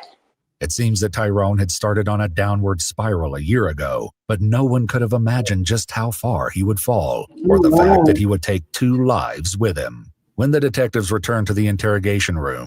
No, MJ, it's not his wife. It's his girlfriend. Yeah. Very, very sad situation. Especially because it seems like he just snapped. And you know, the tough part can be too is when they have an injury and the treatment for it, having to be on pain meds and stuff like that. He can probably got an addiction. It's just crazy. It's just crazy. Bridget said Floor is doing numbers. Thank you all. You guys have made that. You guys have made that possible. You know, being here, supporting me, and hitting the like button. You know, all of that. Thank you. Did they say anything about meds? It doesn't look like it yet. It doesn't look like it yet. Let's continue though. They have the evidence they need to confront Tyrone about the undeniable discrepancies in his story. I just talked to one of my partners over at the scene over there. I gotta clarify something, man. Okay? Why is there blood in the room? No, sir. The detectives have just asked a crucial question. They found blood in Ricky's bedroom, but so far, Tyrone has been adamant that the entire incident took place in the master bedroom. Even during the 911 call, he made a similar statement. Sir, where are they in the house? Laying on the floor, man, running up. What room are they in? In the master bedroom, man. I'm standing right here. Footage from the crime scene reveals that this, at least, is true. Both bodies were found. And you know, that's the point, Artie. That's what makes this so hard because, like, we look at him, he has valor, you know, he's a veteran, but obviously something switched there, right? His job just saw him flip. And it's very scary that, you know, it got to this degree. I'm not giving him excuses. But it just seems like, yeah, it happens quickly without you noticing. Exactly, you know, and then much less everything else that he's could be a trauma and a stressor in his life. You know what I mean? Yeah, it's very unfortunate. Let's continue. Found lying directly next to each other near the door of the master bedroom. The other side of this is Tyrone. Yeah, that's what I'm saying, though, Lana. I feel like this has more to do with him, you know, spiraling out of control. I'm not in any way, shape, or form trying to give him an out. I think that he was spiraling, though. And, you know, maybe the job even just saw him to be a really good guy and they couldn't accept that his behavior is what was going. Like, he didn't just change. Like, he started behaving poorly and, you know, doing drugs, maybe other things like that. I don't know. But to me, I just think once a person starts to spiral, you know, they either need to get help or they could take a lot of people down with them. He lost his job, I guess. I think she said she told him like that he had to, or she told HR to let him go or to resign. That's what it was. So let's continue. There's a couple minutes left in this video. He was a cold-blooded murderer who killed a child tonight. No, sir. Okay. Then why is there blood and shell casings in his room? I don't know, sir. I didn't mean to kill. No. Okay. Despite Tyrone's adamance, the crime scene paints a very different and horrifying picture. Droplets of blood can be seen on the carpet leading into Ricky's room. As well, a shell casing is found lying next to one of Ricky's toy action figures, along with spots of blood and bullet holes on the wall over his bed. Back in the interrogation, they hit Tyrone with the truth of what the crime scene suggests. But understand, There's also evidence to show that the young man was more than likely trying to get away from you. There's blood on the bottom of his socks. Okay? There's blood in his bedroom. Not only was blood found in Ricky's room, but a projectile actually passed through his wall and entered the neighboring apartment. Police located a hole in the wall behind the neighbor's bed, and one of the residents remembered picking up something off of the floor. Not realizing that it was a spent projectile, they tossed it into the trash where it was later retrieved from. What it appears is the body was moved. Did you move that body? No, sir. Tyrone, remember? Yes, sir. Tragic mistake? Cold-blooded murderer. I'm not a murderer, sir. Okay. Did you move that body? No, sir. Did you move anybody? No, sir. No, sir. Then why is there blood in his room? Explain that to me. No, sir. I didn't move anyone, sir. What? When I looked up and right, standing there again, Where was he standing? Where was he standing? when I looked up, he was standing there. How far away from you was she? He was standing, I just picked up the gun and kept firing. And you fired at him? He picked up his weapon and kept firing. Like, this is crazy. There's obviously evidence of people being pew-pewed in multiple different areas of the house. So what was really happening? You're obviously pursuing both of them. You know what I mean? Like, this is insane almost. Like, I can't even fathom the fact that, like, the evidence is basically showing that he was pursuing them, but pretending that, somehow they were attacking him. Everything was intentional. The facts show it wasn't a snap situation. Yeah, there was too many intentional steps that he took. You don't move the body. You don't pick up the PlayStation that you can't claim was a weapon being used against you and put it on your, like, there was too much methodology. And when there is, that shows more, that to me means there's a little bit more intent there. A person who's just doing things out of, not paying attention or whatever, that's not going to be that calculated. You see, I think you play too many video games. I do think there was probably a dispute between him and the woman, and maybe he felt slighted. He didn't want the kid to speak up. Exactly. That's why the fact that the evidence shows he was running away from him is very tragic. Yeah, no. Yeah, tampered by evidence, moving all the stuff that he moved was tampering. But he called the police. He figured, I'm going to do it my way. Yeah. Yep. Being chased in an apartment by a madman is very, very tragic. Let's continue. I find it all so devastating because it's like, why would this person, like, he escalated this. He's a grown man. I don't care if his foot was hurt. Like, he did not have to do all this. While he was on the ground? I just kept firing, sir. Did you fire at him while he was on the ground? I just kept firing, sir. Okay. I just kept firing. Despite all the evidence, Tyrone maintains he wasn't in Ricky's room. Yet the blood spatter in Ricky's room leads to scattered pools of red in front of his bed, as well as bloody vomit. You can't explain now how there's blood in his bedroom? I didn't kill no one in his bedroom, sir. I didn't move his body, sir. How did his body get there, Mac? And he looked up and he was there. I kept firing, sir. Still attempting to get something out of Tyrone that can explain the evidence, the detective poses a different version of events. Or do you want Tyrone is manipulating everything, and he murdered his girlfriend, and then he chased her 10-year-old son throughout the house, killed him, and then dumped his body next to the mother? I can't chase anyone. Okay.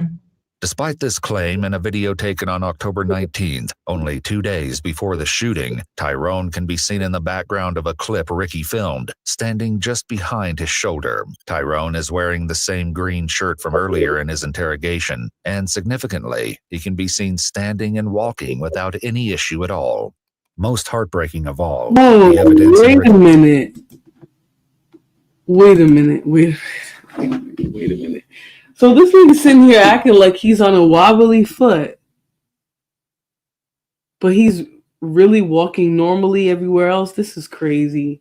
We got 500 people in the building. Do me a favor and hit the like button for me. We're not even at 100 likes. Hit me, get me to 100 likes. Do me that favor. I can't believe that. This guy has no shame. And to walk into that damn police station limping like there's something really wrong with you, and you were just so weak and you had to delete this child and his mom.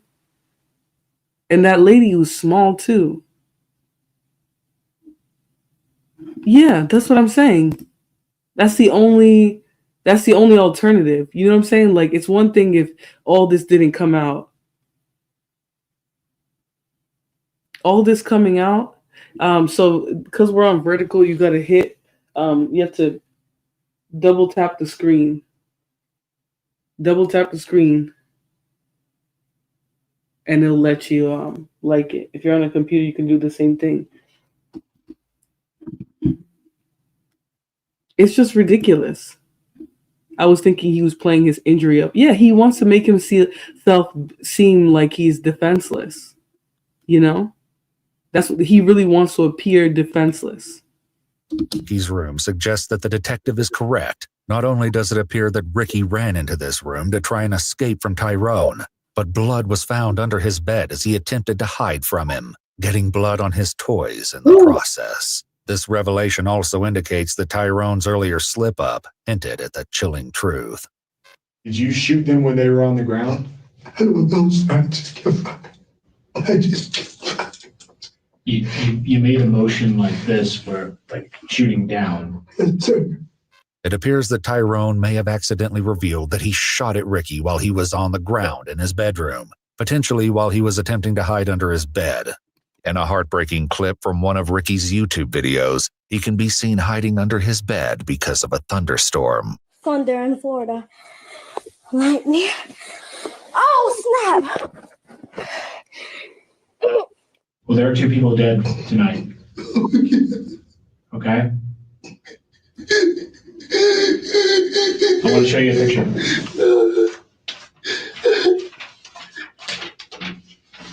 Who's that? That's what's getting me. Like, that's what's pissing me off. Like, the kid was running away from him and still being fired on. You know what I'm saying? Like, that's crazy. The fact that he's in the hiding spot, that he was trying to preserve his life with blood all over him. Like, this is pissing me off. I'm not gonna lie. It's making me really upset. And the fact that he's over here with these damn crocodile tears. Somebody should have slapped him upside his head crying like a fake ass demon. You know, it's just ridiculous. Like, I don't care what you're crying about, sir. Like, nobody feels bad for you. It's crazy. He's really sitting there like he's some type of victim. Oh my goodness. Now, why are you making him cry? No, he's crying because he's a shitty person. You know, that's what it seems like. I believe this happened in 2018. So he definitely has been sentenced, I believe. Let's continue. Spell her son's name for me. I swear to God. I always. Is there? I always call. You always call her. You know her kid's name? Or Hero. Or Hero? That was his nickname was Hero?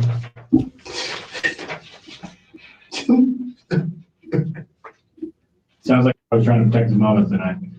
That's what I think. And I wasn't doing anything, sir. The only noise that he heard was me coming off from my knee. Okay.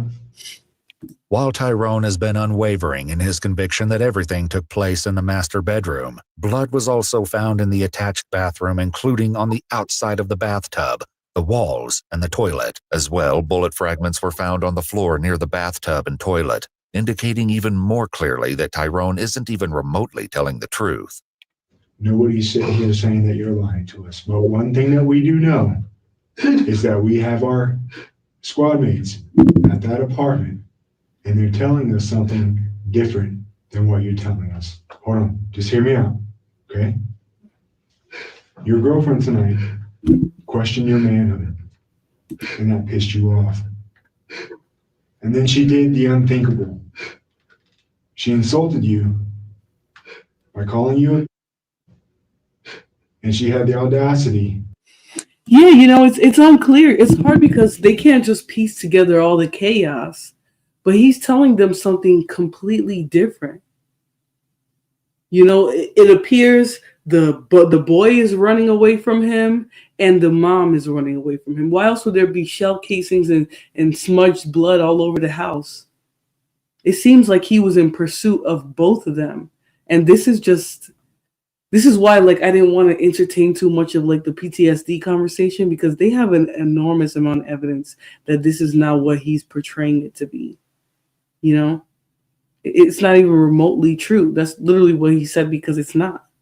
There wouldn't be bullets and blood and smudges and everything in so many different places in the house if you deleted the mom and the son in the room because the son came in to check you about hitting his mom. It's crazy. He's not even trying to be honest.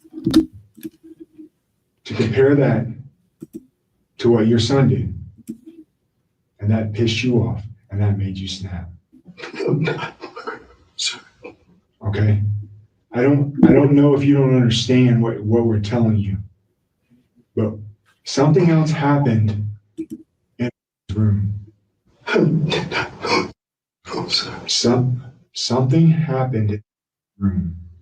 The detective noted in the police report that, in contrast to his actions, he couldn't see any tears coming from Tyrone's eyes during this confrontation, despite. This is what I'm saying. He's a crocodile. They're pure crocodile tears. There was nothing coming out because he's not sad. He's sad that he's going to jail. He's angry that he's going to jail. That's about it. Thank you guys so much for getting me to 100 likes. If you guys can continue to hit the like button, I would appreciate that. This guy he's sick. The fact that he's really sitting here trying to play dumb and act like, no, that's exactly. You know what I'm saying? Let's not. I'm not even going to try and dismiss the fact that he might have been having a hard time, right? He might have, the VA system might have been failing him. Why would he then turn on a woman and a child like this, though? You don't get to harm people because you're upset about your life, the cards that you're dealt in life. That's just life. You have to accept your fate and move accordingly. He said he got caught and will probably get this is what this is giving. All of his reaction, crying when he has to explain what he did to them, he knows what that means for him. And called his dad for him to hear is even more crazy. Yeah. I don't know. Trying to cry. You know what I'm saying? But if you've been watching this video, he's been appearing like he's just crying and losing it. And, I think at some point, the fake tears even dried up. And at this point, he didn't have no tears.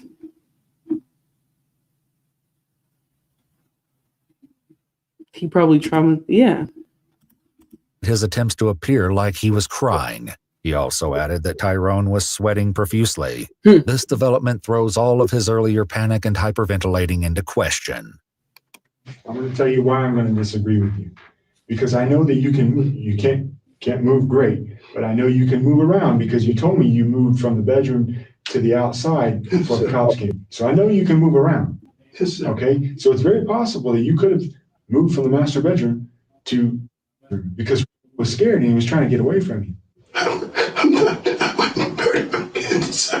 I didn't say you murdered anybody. It's an accident. Could have been an accident. I wouldn't do that, sir. I just wouldn't. Well, you're the only one with a gun, right? Yes, sir. So there's only one explanation for the shell casings and bullet holes in his room. Oh my goodness. You see what I mean? And they'd be mad patient with him too. He's doing that stupid, pathetic crying. I wish they could legally smack the taste out of him sitting there doing that stupid, pathetic crying. Well, he knows what he did. You know what I'm saying? Like, and trust me, he's not giving him an out. He's just trying to get him to feel comfortable enough to tell them more. You know, that these are seasoned detectives. That's why they're even getting him to speak this much and basically hang himself. Again, he's lying about so many things that the truth is going to tell a different story. You know, that it just is what it is. It's all dramatics. He thinks this is what people want to see. Yeah, he thinks people want to see him devastated. And, you know, narcs and psychos and things like that, they often try to mimic emotion, right? That's their way of trying to pretend or to you know, to be elusive, to have their motives be elusive. He's not very good at it, though. Right. Sir, why is your life over? Tell me why.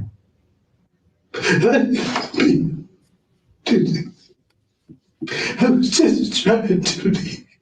Why is your life over?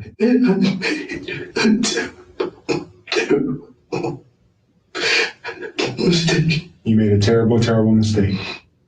And what was that mistake? You said they done.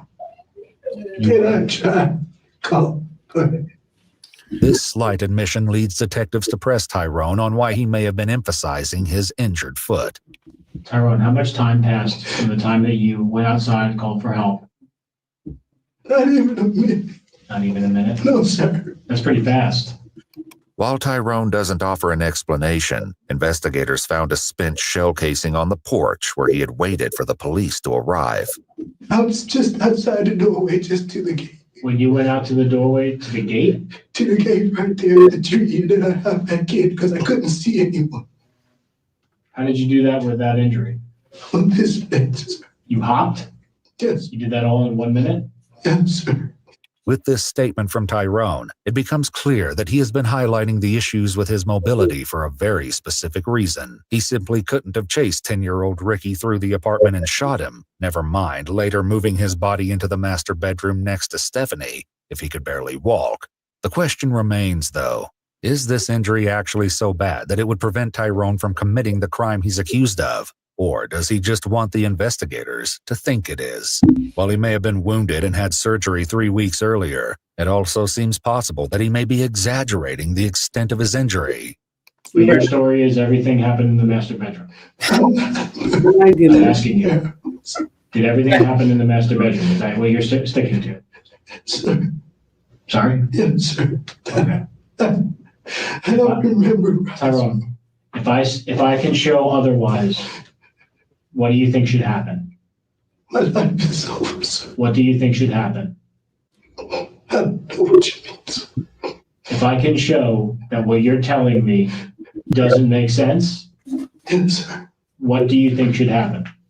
I'm going to prison, sir, anyway. Okay. But I didn't murder them on purpose. I didn't kill them. I was trying to leave, sir. I get that. I get that, Tyrone. I do. Despite the detective's questions, Tyrone doesn't change his story and the interrogation ends. Investigators at the scene noted that Stephanie appeared to have a contusion to her right eye and it was swollen closed. As well, she appeared to have an entrance wound to her forehead and chest, as well as wounds to her arm. That is ridiculous. You know, that just further confirms for me, I don't know about you guys, that he was already abusive, right? And if he had blackened that child's mother's eye, right, the kid would be wondering, what are you doing to my mom? It's ridiculous. I believe so as well. And there, unfortunately, is also high rates of DV among veterans.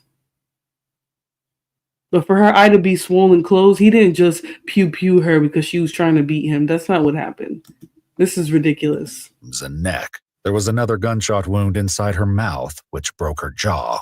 This bullet had been fired at a downward angle and struck her aorta and lung. An autopsy revealed that Ricky had multiple gunshot wounds throughout his body, including his arm, skull, jaw, and neck, multiple wounds on his shoulders and his wrist. His right lung had a contusion. Bicep area, skull above the right ear, jaw, neck, right shoulder, left shoulder, right wrist area, right lung. Like this was a brutal attack. This was a brutal attack. Oh boy. Hi everyone. I'm new. Hope you all had a wonderful Christmas. You too, Laura. Welcome. It's heartbreaking. It's awful. It's awful that he did this much damage and he's trying to claim self-defense. Yeah, yep, I've heard about infidelity as well. This is ridiculous. And he's flat out over there lying.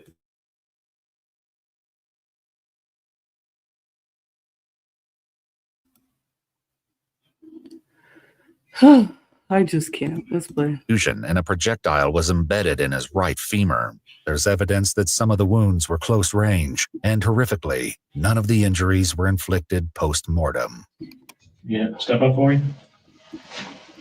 None of the injuries were inflicted post-mortem. What that means is that they were shot. All those wounds happened while they were alive. This is a brutal attack. I'm definitely not condemning all vets, and I don't think MJ is either. I'm just saying that there is, just like the police, they definitely keep places more safe, but they also have high rates of DV, and that's just a reality. But this is ridiculous for him to be claiming that he was the victim in this interaction. All right. Pathetic. It's all right. Well, I don't want you to fall. Tyrone Johnson was found guilty of murder in the first degree, murder in the second degree, and so those are his charges. Just really tragic all around. I can't even believe, and I think that's why I appreciate that the body cam footage is like this, right? Where they let you see and hear everything first, right? You're going to hear his testimony. You're going to hear his side, right? Nobody's setting him up. This is him lying and saying that he was the victim of an attack, and the evidence says something completely different. That's why they let these type of people talk. Right? Because the more they talk, they're going to be digging a hole for themselves. Everything they're saying is a lie. If he would have had some more cohesion to his story, okay, zero, none, didn't even make sense. Yeah, it went from oh, I'm so devastated to damn, I'm going to jail. Let's drop the act. Yeah, he definitely has been. Yeah, absolutely respect to our officers because it's insane. It's insane that he's, being this. He really sat there and played in our face, started crying, fake crying, shuddering.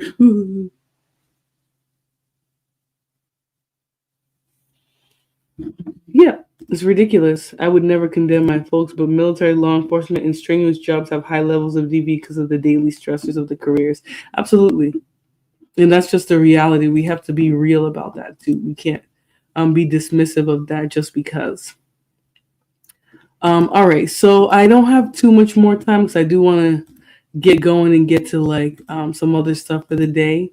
I'm gonna do this one because this is probably the more crazy one of the different ones. Okay, so this of the ones that I have left. Now, let me see here. Sorry, guys, just making sure I pulled up the right one. All right, so in this case here, this is a case of good old-fashioned fraud, right? This person bought an Audi with a false information, and I know I just wanted to, pretty much pivot away from that situation, that type of situation, very tragic, and do a fraud one. What was his sentence? I'm assuming he's going to jail for a long time because he did get guilty on all charges. I skipped the end because I didn't want to.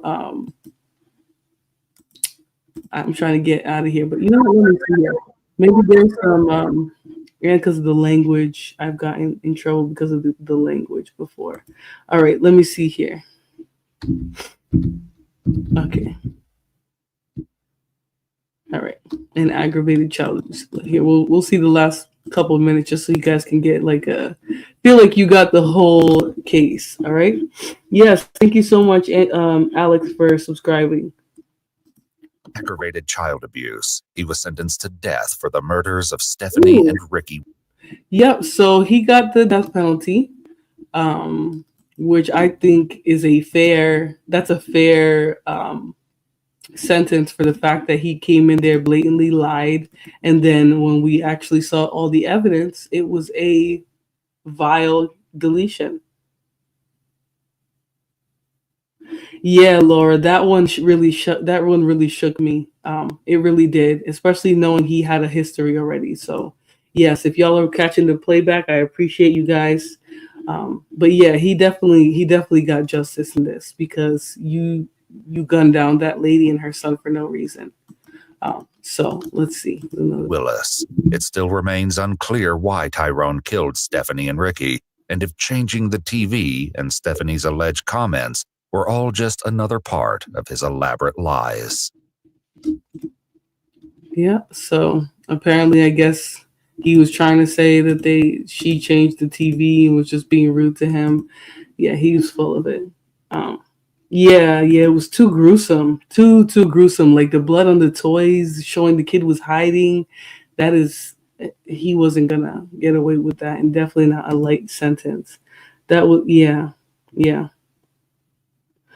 Very tragic. Yeah, Lana, we were in here losing it because that case was ridiculous. You know, if you guys haven't caught it, if you're coming in now, make sure you guys do catch the playback. Anything you haven't seen, there were some crazy cases in this stream. So I wanted to end with fraud. Again, this guy bought an Audi with a fake ID. He used somebody's information who was not even anywhere present, and the name wasn't his. He bought the Audi and they called him back, obviously to catch him and said, hey, come get the spare key. He showed up. So here's the footage of that, and then I'm going to get you guys out of here, okay? On January 9th, 2023, Doraville police responded to a call from Mike Resi Nissan in Atlanta, Georgia, about a man suspected of using a fraudulent identity to buy a car. An employee pointed out the suspect. Really quickly, he said, I'm surprised he didn't get more charges. I think he got the ultimate charge, though. You know what I mean? He got the ultimate charge. There's no restitution or any, there's nothing else that he, for him to do. He's gone. And I think that's the only justice that family even received. I'm thankful for people like you. I've had a great life and have a great future in my career field because of that. That's awesome. A palate cleanser, thanks. Yeah, definitely. I think this body kit, we're watching a lot of this stuff together and we're seeing what's going on, the situation. It can be heavy, so I don't want to just sit here and consume all of this and then leave off of a crazy story like that. I said, you know what, we're gonna do a fraud because those always, these criminals aren't very smart. Those always can give us a good chuckle for our way out. But let's get back into this one. Again, he bought a vehicle and they called him back a couple weeks later to get a spare key, and he had the nerve to show up. Police responded to a call from Mike Resi Nissan in Atlanta, Georgia, about a man suspected of using a fraudulent identity to buy a car. An employee pointed out the suspect, who was sitting in a black Cadillac Escalade about to leave. Tell me exactly what's going on. So he stole a vehicle December 27th? Yes. And you never got the vehicle back? No. But he came back up here? Yes. And I'm leaving.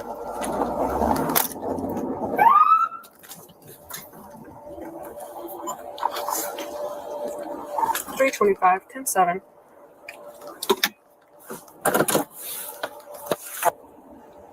$325 to $315. I'm out with the black Escalade. And I'm just gonna say, when I saw this car pull up, I was like, "Oh snap! He got big money. Why is he even robbing?" Occupied by 3.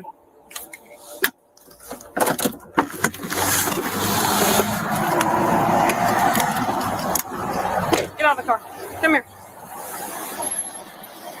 Get on the car. It's blocked. Hello. Turn around for me. Hands up. You got anything on you I need to know about? And this poor guy over here, he ain't got nothing to do with this, but he's over here getting patted down because he's dealing with scammers. Okay. It's your wallet? Yeah. Okay.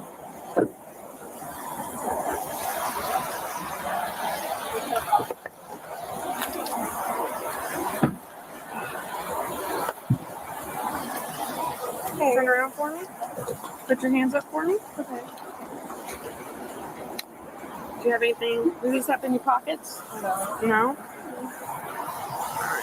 Turn around for me. Anything in your purse I need to know about? No. Why? Okay. Put your hands up. Is there anything in your pockets I need to know about? Put your phone. Alright, stand up there.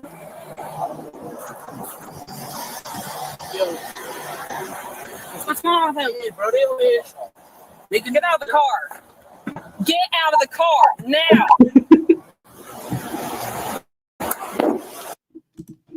He said, "What the hell? He's just the driver." Yeah, the guy in the tux is just the driver. Okay, you see all the people that came up out that car, right?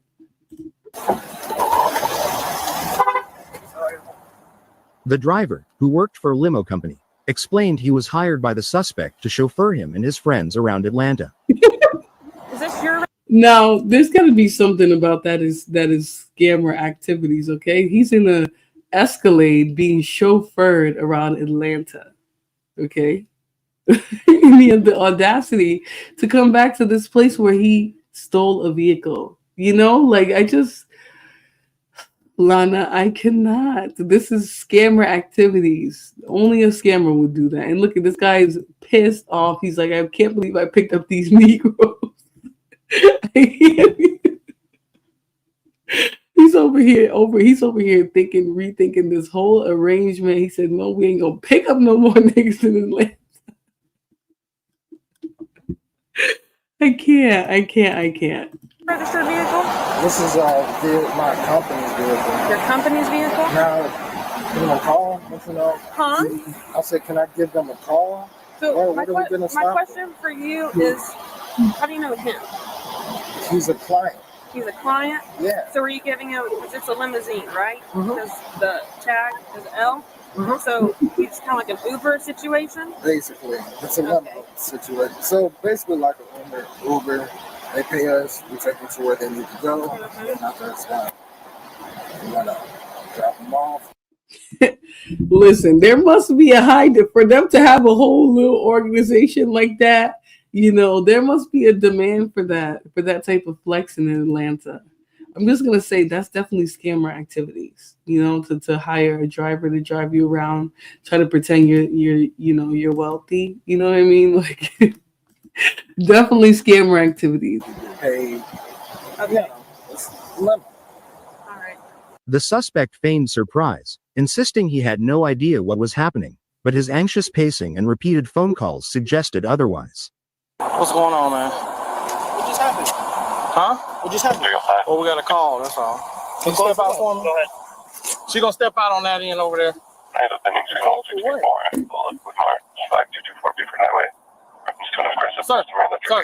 Sir.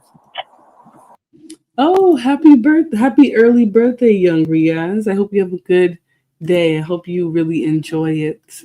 You are a Capricorn, right? Yes, that's amazing. I hope you have a good day, and I wish you an early happy birthday. I just need you to stay right here for me, all right? You got ID on you? Huh? Morning watch should be logging out shortly.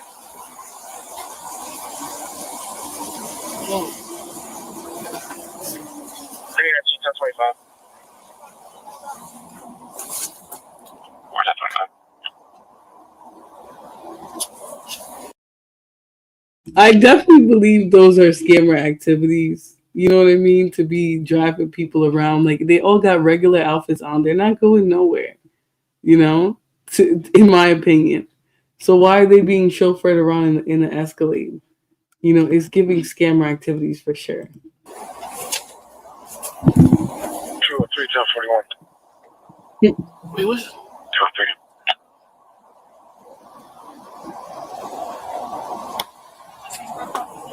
Why you got a code for? Huh? Did you get a code for? The people in here. I'll give you more info when I get more info. Just sit tight, all right? Come step out of the car. Come step out of the car. Make it get out of the car. Get out of the car now. Not playing. Stay right here for me. Stay right here for me. If she's not playing with him, why does he keep trying to go in there though?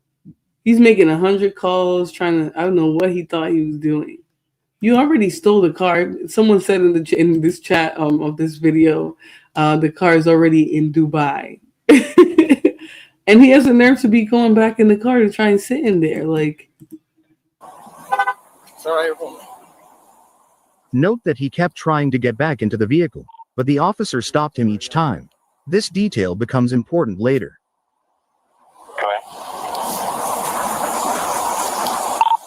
Get 27, 29 check, all in. Nah. I just stay right here, man. Stay right here, dude. You moving around too much for me. Because it's like, what did y'all just? You know what I'm saying? You moving around too much for me. You making me, you going in and out of the car, you know what I'm saying? So just relax right here. Have I put you in cuffs yet? So okay, we relaxing right now. I just need you to relax right here for me, all right? Fucking dealership in my car. Bro, the other key for the car.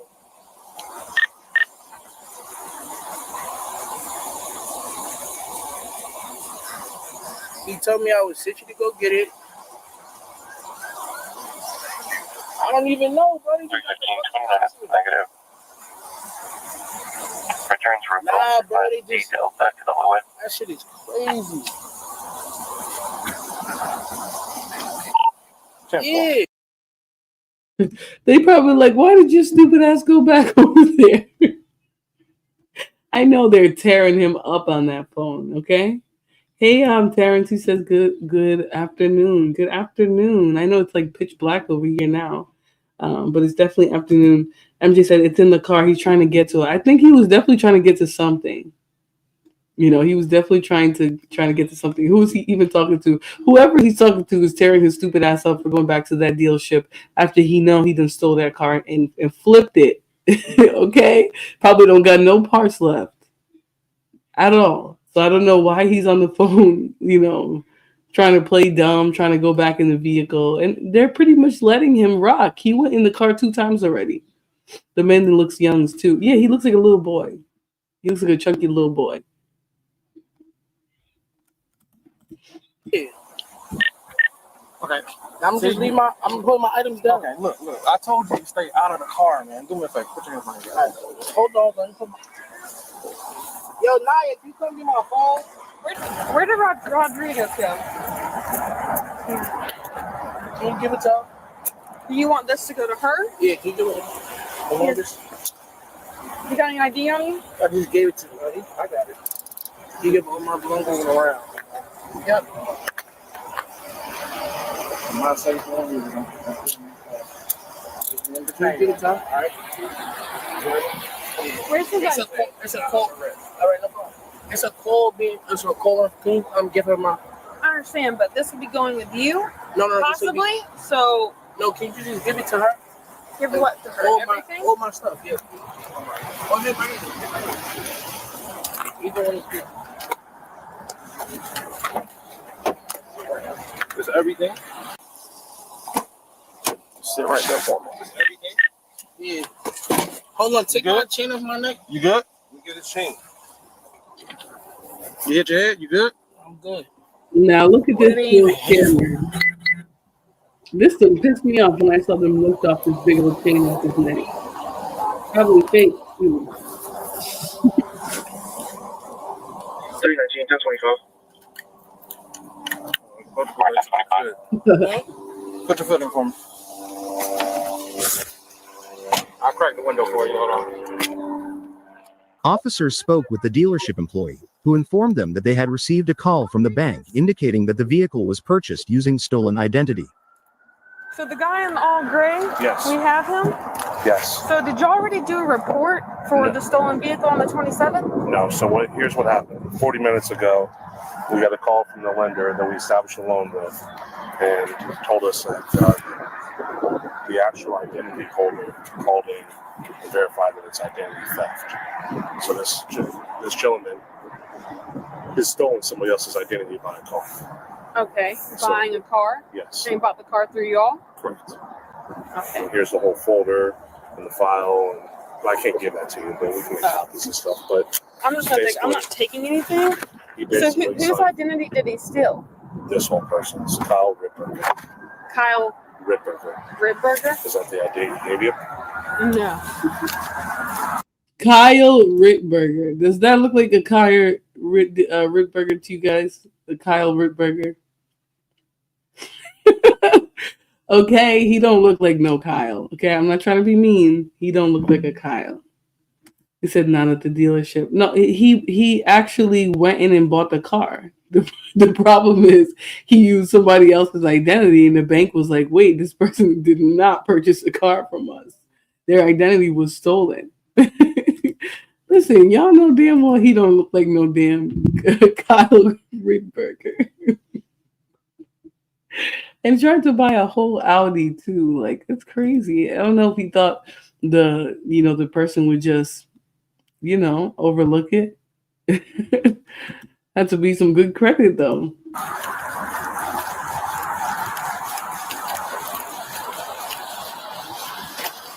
What's the license he gave you?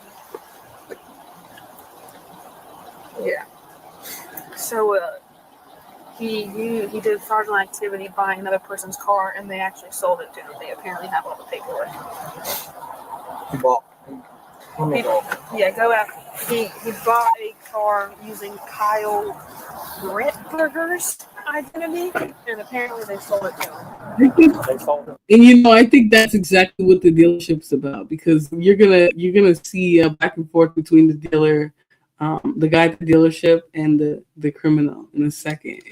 That's it. He's like, damn, this sale goes from commission to no commission. Damn.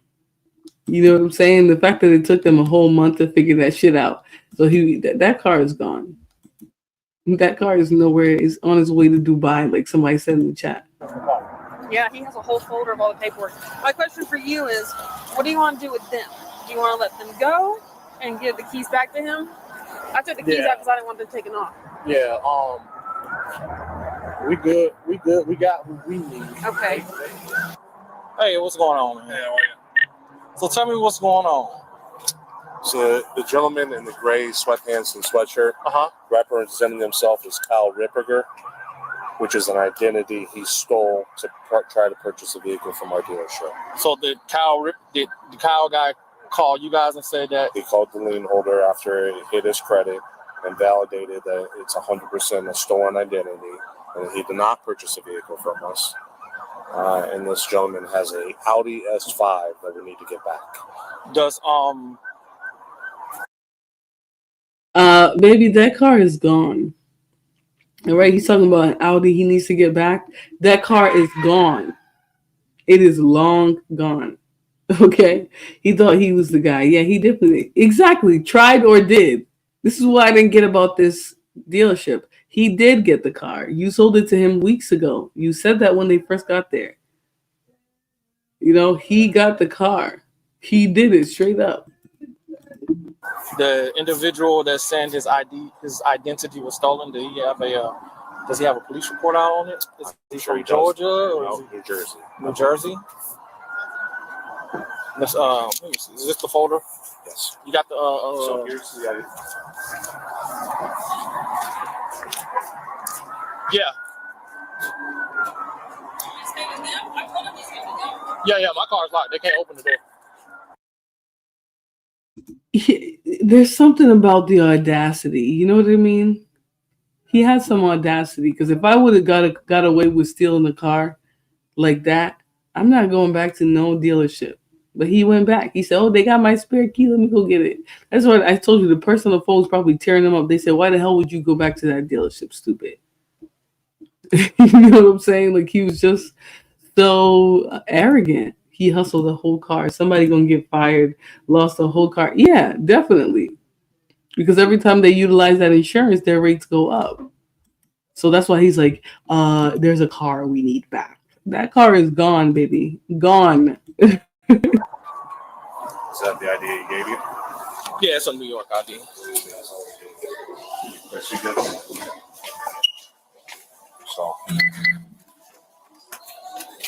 So did he bought it straight out, or is he making payments on it? No, there were going to be payments on it under another person's identity. Okay.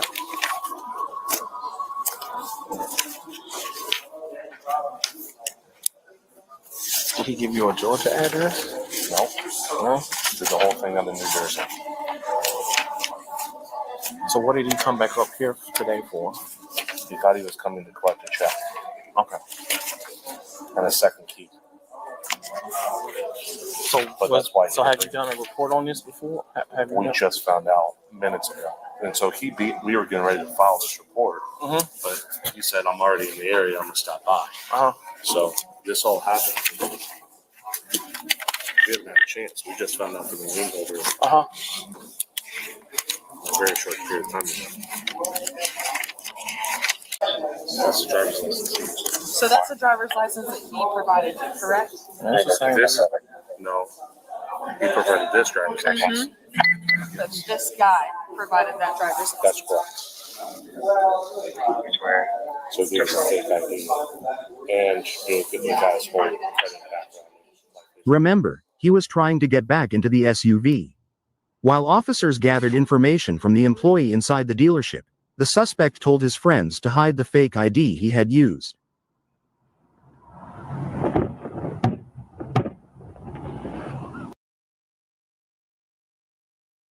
Sorry. The dealership said, "Come get your spare key." He said, "I'm in the area. I'll come get it." So nobody tricked him into coming back. He came back willingly. He knew damn well he used an ID that was not his, right? Common sense would tell you don't go back there. You can make your own key, or whoever chopped the car up for parts can make their own key. You know what I'm saying? He tricked himself into going back. He tricked himself into going back. Bro, it's in the third row. Tucked all the way by like the cups. My camera again. Sorry, y'all. Yeah. Kicking it. Wait, what they trying to do? Yo, bro, I need you to go in the car and get that ID from the back seat. I'm trying.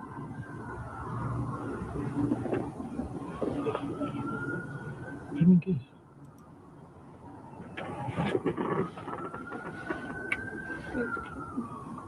Yo. Tell him.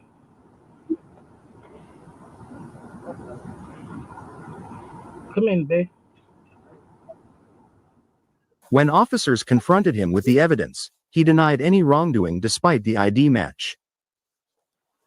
So they saying I stole a car from them? You used the fake ID to purchase the car from him in December. What? That's the same picture. He got me on there? Yeah. So what did they say? They about to... You got an Audi? No, I had no vehicle. My vehicle was stolen. What vehicle was it? I had a 4 Series. 4 Series what? 4 Series BMW.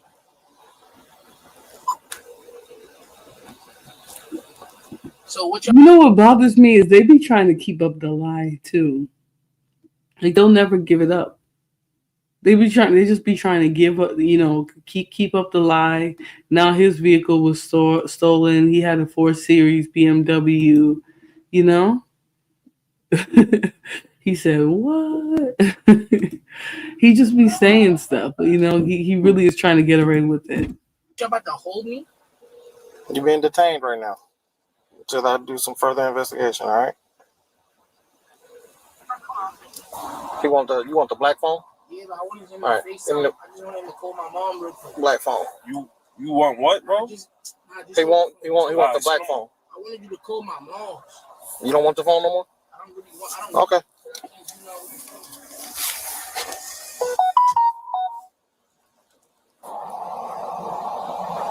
Yeah, definitely not you, dude. It's you on the picture, dude. Come on now. It's you on the picture, bro. This is you. That's you, bro. That's you. That says New Jersey, bro. Come on. All right. You're not going to talk your way out of this, bro. You got caught. You know what I'm saying? You got caught. That's the game, right? That's the game, right? You keep going until you get caught. You got caught. All right? Hello? And that officer is over his shit, rightfully so. He said, cut it out. You got caught, right? You're the criminal. Give it up, Buttercup. Listen, the cop was over it. He said, game over. Okay, you literally done. Yeah, it's gonna be him. He using New Jersey name, license of a different guy. This gentleman is black. The guy that actually has the New Jersey license is a white individual. Oh, really? Oh, Lord, I can't. Deception, taking, and identity fraud.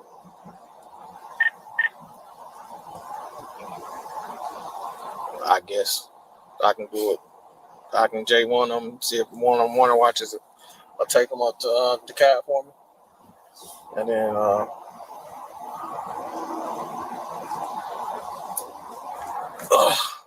I have to do the report. Yeah, and do the warrants tomorrow.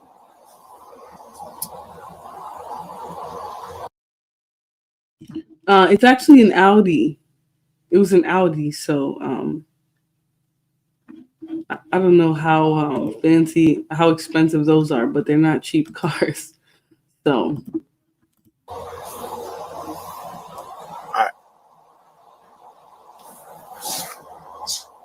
Now you're under arrest, all right? Bro. 35 MCCB. Yo. Nah, I can't. You just say one thing to my mom. Nah, you can do that when you get to the cab, man. The Cab County Jail. I'm about to be arrested. Yep. How long maybe make you stay all year?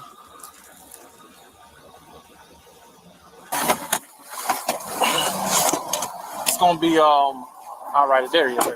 I'll write it. The charge is gonna be You write it down for me? Yeah, it's gonna be identity fraud and theft by deception. That's it? Yeah. Okay, both felonies? Yeah. Because that's a $55,000 purchase. The dealership employee asked to speak to the suspect, realizing it was their last chance to retrieve the vehicle. He proposed that if the suspect returned the car, they might not press theft charges. And the other victim is gonna be. Is he still claiming he doesn't have the car? Yeah. And again, this agent, or whatever you want to call him, not agent, the salesman is delusional. It's not just about your car. He stole somebody's identity. So whether you press charges or not means nothing to the case. He stole somebody's identity and tried to purchase a vehicle. The amount of work they're going to have to do to get that off his credit report and all that. No, this isn't just about your dealership and your little Audi that you gave to a scammer. Okay. It's not just about that. The other victim is gonna be this gentleman from New Jersey. It's a white gentleman, so it's obviously not him. Gotcha. And he said, I never gave him a New Jersey ID. I'm like, this is you on the ID and it says New Jersey, dude. I mean, I don't know what else you want me to say. So we're gonna get him on identity theft and theft by identity and theft by deception. No. Can I? You can say it in court. But I mean, I want him to know that we've got 300 cameras. And I'm gonna put the car in that's stolen, but we can help him with charges, right? With theft by deception? Like, we can make a decision whether or not we're charging him, right? I mean, he's going regardless with the identity theft. Yeah. But if you think you can get your vehicle back, if you want to talk to him, yes, you can do that. Just go to that back window right there. So again, it's all about just getting the car back for him, which it doesn't make any sense. They were robbed. So obviously they can file an insurance claim that the car is stolen. But if he thinks this criminal is going to tell him where the vehicle is, he's delusional. That's what the cop said. Go ahead, you can talk to him if you think he's going to tell you where the car is. Yeah, 2 felonies, I believe. At least 2 felonies.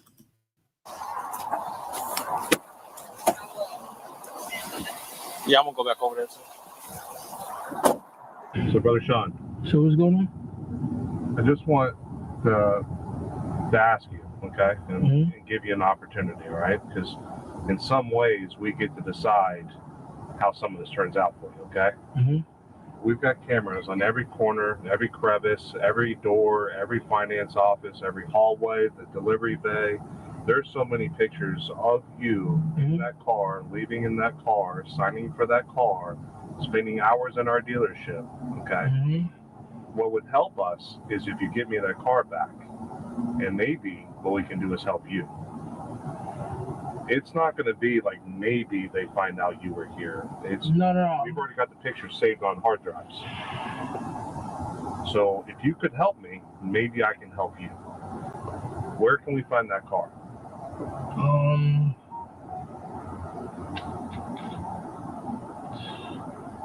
Because all you're going to do is drag out something that's really, really bad for yourself.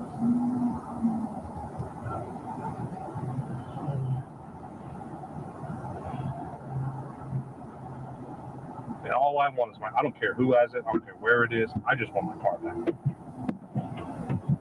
I don't want to get anybody else in trouble. I don't care. I just need the car back. I know what you're saying, but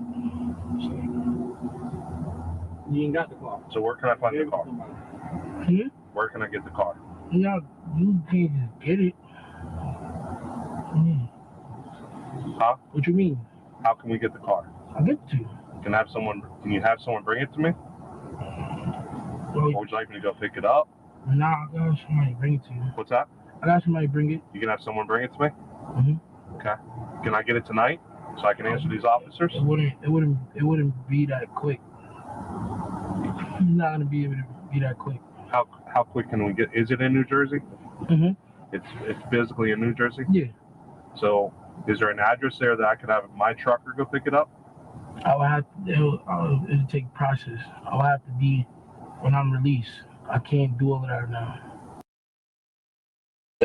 He said it would have to be if I'm released. Not gonna happen, buddy. Not gonna happen. Okay, this white man can't help you get out of this crime, my dear. It's in Jersey. I believe like the chat said, it's in Dubai. It's already been cut up for parts, or the VIN has been scraped out and it's being resold. They won't give it to you. The fact that he thought he was gonna finesse his way to getting this vehicle back is crazy to me. I don't even have you get taken off and we can't talk anymore. Is there somebody that I can help you with it? There's nobody that you can talk to, so you can only talk to me. And it's like I can help, but I can't do nothing right now. I'm arrested. It's only me. Okay. Like, I can give you a car back. Can you give me an address of where the car is? The address is in New Jersey. It's not like it's not gonna just be there. Like, yeah, but I got people I can fly and drive. You're not like, you can't just get it like that. It's not like that. I will have to. All right, so you don't want to give me an address into the car. I just told you it's the address that's in Jersey is in Jersey, but how are you just gonna? Is it the address that's on that driver's license? Huh? So if I use that address, the car's there? I'm trying to tell you, you're not just gonna see car places. You're not gonna just see it there. But that's the right address. Yeah. Okay. So he's saying it's in New Jersey? Yeah. At that address? Yeah. But it doesn't sound like it's a house. Is it a house or? No, it's not. Baby, that car is gone. It's long gone. You're never gonna see it again. The fact that he thinks he's going to finesse his way into getting this car back, honey, that man is a runner. He works for somebody else. He delivered that vehicle to whoever got him that information and left. Period. The car is gone. That's why he's talking about, I gotta be released. It's me. I gotta do it for you. They're not gonna just talk to you. I gotta be out of jail. Honey, then it's not gonna happen. Chopped up and screwed. It's gone. I understand trying, but this boy ain't gonna tell you nothing, sir. Exactly. It's already in a junkyard. Like, the fact that he really thought he was getting this car back, to me, was like he was holding on to the last string of hope. What can you tell me, Sean? I told you I could do it when I get out. I just got to get out. But they're not gonna. You don't get out unless I get my car. Are we gonna go? Once I get his ID, That's the thing. I can't. There's no way. There's no way that you're gonna just go and get it. Like, why though? Nobody can just get it. I gotta get it. Why though? Because it's parked up. It's parked up. Yeah. Okay. It's gonna be a back and forth. Yeah. All right. Let me get your ID for the complainant. Yeah.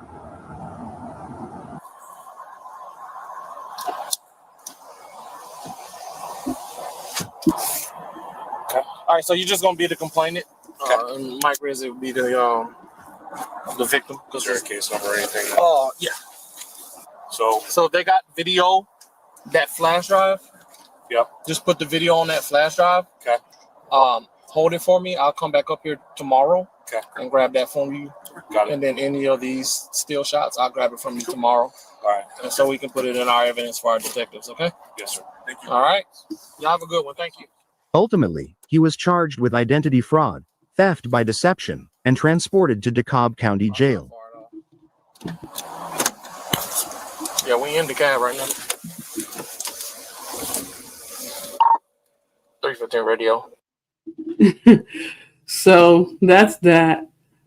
He obviously made a big mistake when he decided to come back to the dealership. Otherwise, I don't know how they would have just like found him. He could have been on the run with a warrant or something. But he served himself up on a silver platter. And that's sometimes what these dumb criminals do. So, yeah. Let's see what we got going on here. That whip is gone. New Jersey has a high rate of vehicle thefts and got a huge task for it. He should have asked where he can pick up the pieces of the vehicle.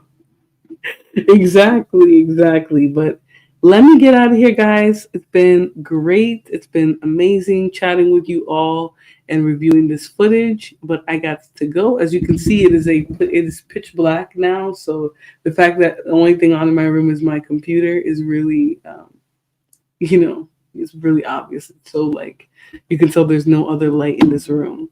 He has the car, that's why he wanted the key. I don't know. Well, maybe the car is somewhere, but I don't think he wanted the key. I think they wanted to give the key to whoever is chopping and screwing it up, or if they were just gonna scrape the VIN and sell it, then that's probably why they would need the key. But I think it was arrogance, honestly. Great show as always. Thank you so much. Roxy says she loves the show. Thank you so much, Roxy. Well, I hope you guys have a great day. I'm going to see you guys on the next one. All right. Happy holidays and happy new year. All right. Bye. See you guys later.